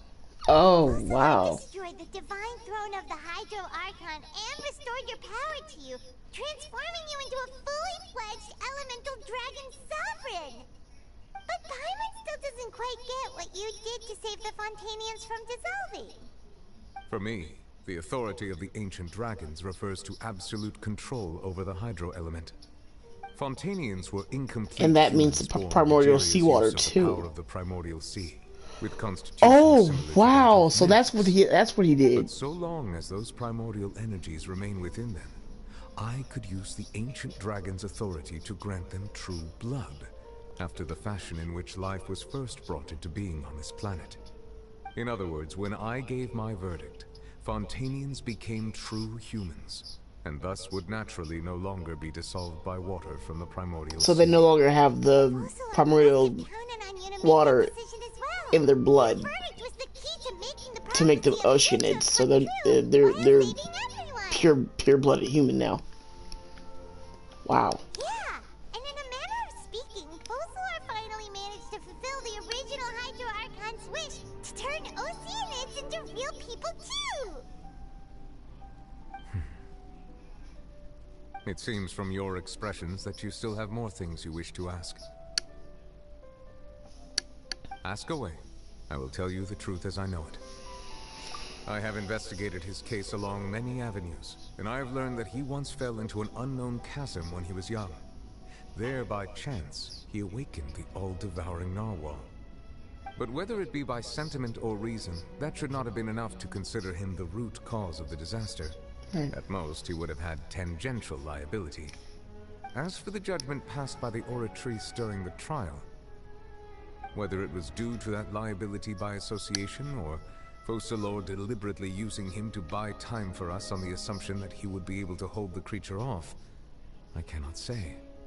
Guess Focalor had I think the second one, not the first one. Hang on a second. Paimon suddenly got another question. Back when Fontanians hadn't yet become real humans, were the children they had also transformed Oceanids? Life has always flowed like water. Do you recall how Fontanians would often come to the Fountain of Lucine to pray for children? Yeah, Lynette said the fountain is where all the waters in Fontaine converge. In truth, even those couples did not know that such prayers were no mere custom, but instead a form of ritual. Those Oceanids who were blessed within the spring water would later descend as new humans in the coming months. Paimon sorta gets it now. Either way, seems like this ritual won't be of any further use, but it'll probably live on as a local custom. Ask away. I will tell you the truth as I know it. Yeah, about that. Risley said FURINA has already left. What's that all about? Ah, Lady FURINA. The people are only aware that her death sentence has not been carried out. She abdicated the post of Hydro Archon and left affairs related to that title to me, before leaving the Opera House. I related Focalor's words to her faithfully and completely. After hearing them, she seemed neither saddened nor comforted. She simply said that she was tired and needed to rest. Having said that, she then packed her things and moved out of the Opera House, not unlike how an ordinary person might. But she's still got a place to stay, right? You need not worry. I will make arrangements to ensure that she will not want for food, clothing, board, or travel. In truth, I am somewhat happy for her. The wear and tear on her spirit will, of course, take time to heal. Yeah, now that she no longer that's has a to play the wound that's role gonna of take some Focalor time. the Hydro Archon, she can finally lay down her burdens and lead a That's a normal life. wound that's gonna take some time. What about you then? What are your plans now that you've regained your full powers as the Hydro Dragon? After Focalor passed on, the Oratrice also ceased to function. This matter will directly affect our trials. After much careful consideration, I've decided to take over its role in our courts. From now on, I shall hear cases and pass verdicts by myself. Looks like you're still considering stuff from the perspective of the Udex, huh? As an elemental dragon, there are indeed many things that I must do. But this power and this duty, in a manner of speaking, you could say that both were granted to me. As such, before I attend to my other responsibilities, I must first and foremost continue to serve Fontaine as its highest judge. The duty of the Hydro Sovereign and the duty of the Udex shall coexist within my person. Additionally, the Hydro Archon's departure has brought about another problem, which is that the Opera House shall no longer produce indemnitium. That's true. That power was derived from the people's faith in the Hydro Archon, wasn't it? Wait, but the various mechs and machines in the city are all still okay. Where are they getting their energy from? As I am now, I have full command over New Musia. and it can serve as a complete substitute. Another reason why I cannot quite leave Fontaine immediately. Wow. This ancient dragon's authority stuff is really quite useful, huh? Ask away. I will tell you the truth as I know it.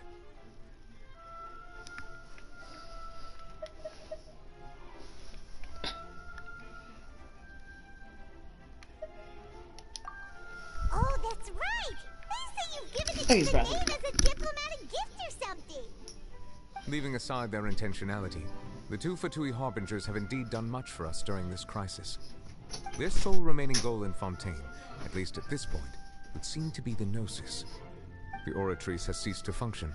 The Hydro Archon's divine throne is now no more, and I do not need the Gnosis's power. As such, it has lost all meaning for Fontaine. If the Fatui have impure designs, then we might as well accede to their request now, and avoid unnecessary conflict. What complicated considerations? Paimon thought you were just giving it to them out of gratitude to the knave and as an apology to Child. Ask away. I will tell you the truth as I know it.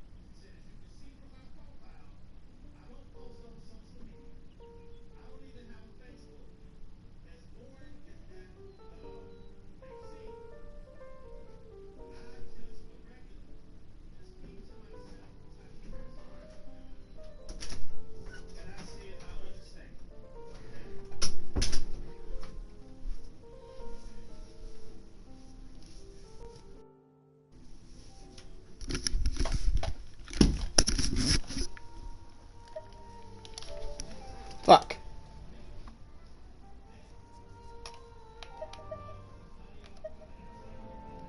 You will soon be heading to Natlan, I presume. Oh, I'm afraid that I Natlan's have little next? talent as a travel guide, so all I can do is tell you what I know about that land. As far as I'm aware, Natlan can be said to be a nation of dragons. A nation of dragons? You mean like you? No, I suspect that I would not find myself welcome there. Unlike ancient dragons such as myself, the dragons of Natlan have undergone long years of development and evolution. Large numbers of them have entered a form of coexistence with humanity.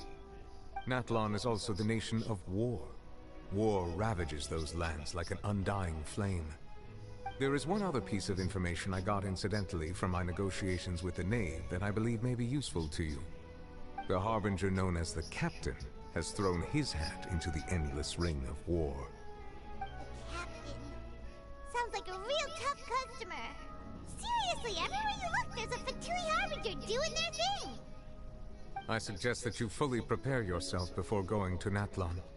In the meantime, Fontaine's doors will always be open to you. Ask away. I will tell you the truth as I know it. Hang on a sec. Paimon's still got a question about the Gnosis.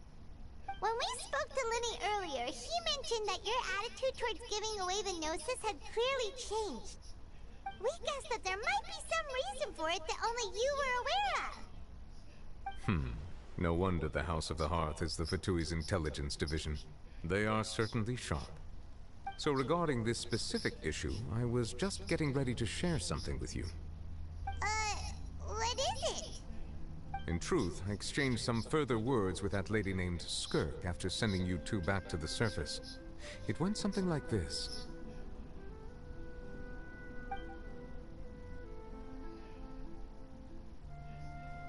I can see Skirk again. I can see my queen Skirky, bro. Skirky worky. Please. Please. Let me see Skirk, please.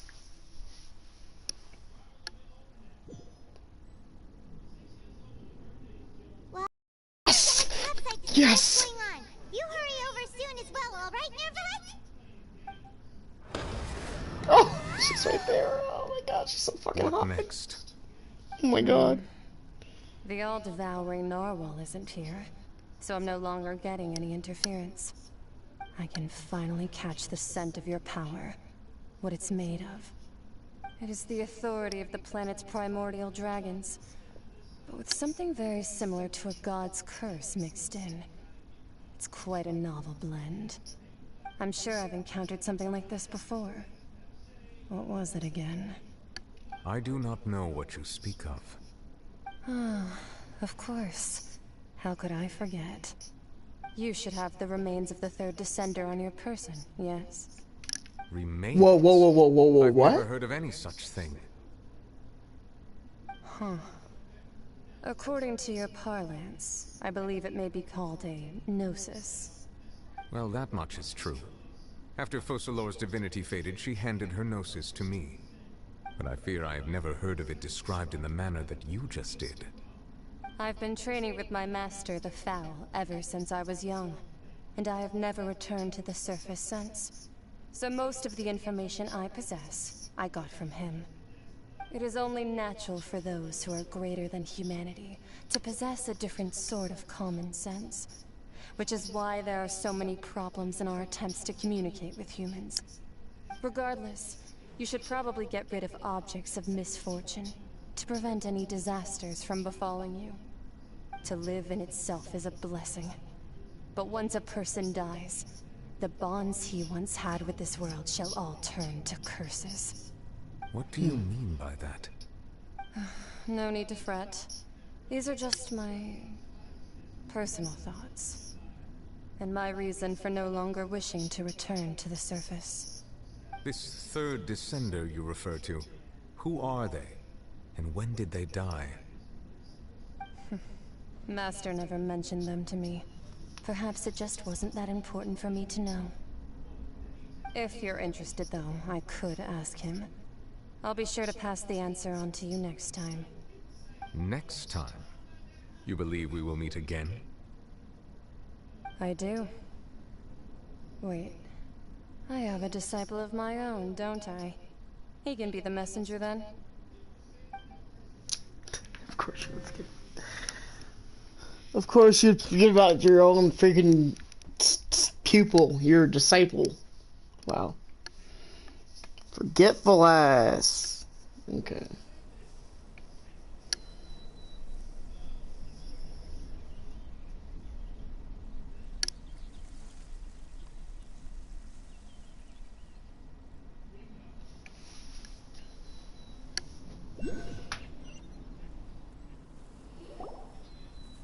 That's what she told me. Whether it would prove useful or not, I wanted to pass that information on to you. The remains of the third descender? So that's what the Gnosis actually are. Paimon just thought they looked like chess pieces. How could they be a person's remains? All the same, assuming that there was no misunderstanding or special metaphor at play, that is what she meant to say. And she said that it would bring misfortune and that you should check it, which is why you gave it to the Fatui. If she speaks the truth, then I would simply be putting Fontaine at unnecessary risk by keeping it here.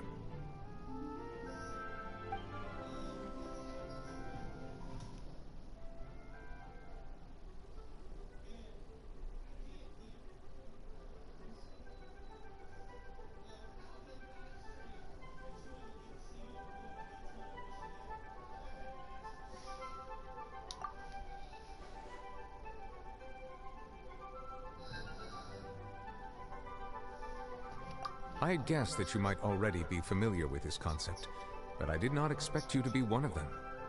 That means that the Gnosis, which are exceedingly element compatible and can even enhance elemental abilities, do indeed come from the third descender. I wonder, does your body also possess similar properties? Like being able to use elemental powers without a vision. That does sort of count as special compatibility, right? No, let's not think about this stuff right now. It just feels creepy. Comparing the Traveler to the dead third descender and all. That's what you say, but this topic still feels like bad luck. Once Child recovers, let's get some more answers out of him. Or go look for his master and get the answers that way. I too believe it unwise to make too many blind guesses when information is lacking. The same is true of being at court. Alright. Whatever the case, it seems like the crisis here in Fontaine's over for now. Yes. All of Focalor's efforts were for this moment as well. But she sacrificed herself in the end as a god, and she suffered through all those years as a human. Was that really what she wanted? I suppose that would be the mystery of a god's will. I suspect not. But once in a while, I too would guess that if wishes were like the clouds in the sky, they will one day return to the earth as raindrops. Life flows like water, and rain is the final answer. The water levels may sometimes tilt one way or another, but the rain falls fairly upon all. And what, ultimately, is the difference between the rains that fall upon all of us? As far as in, holy shit, dude.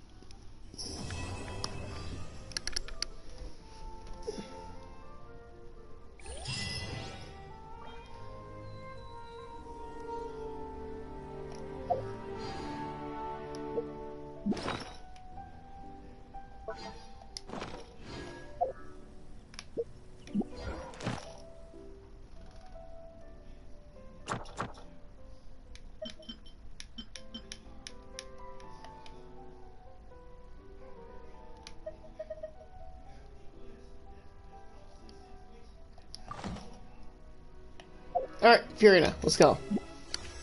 You will come home today, right? You will come home today, right? I mean... Fuck you. Alright.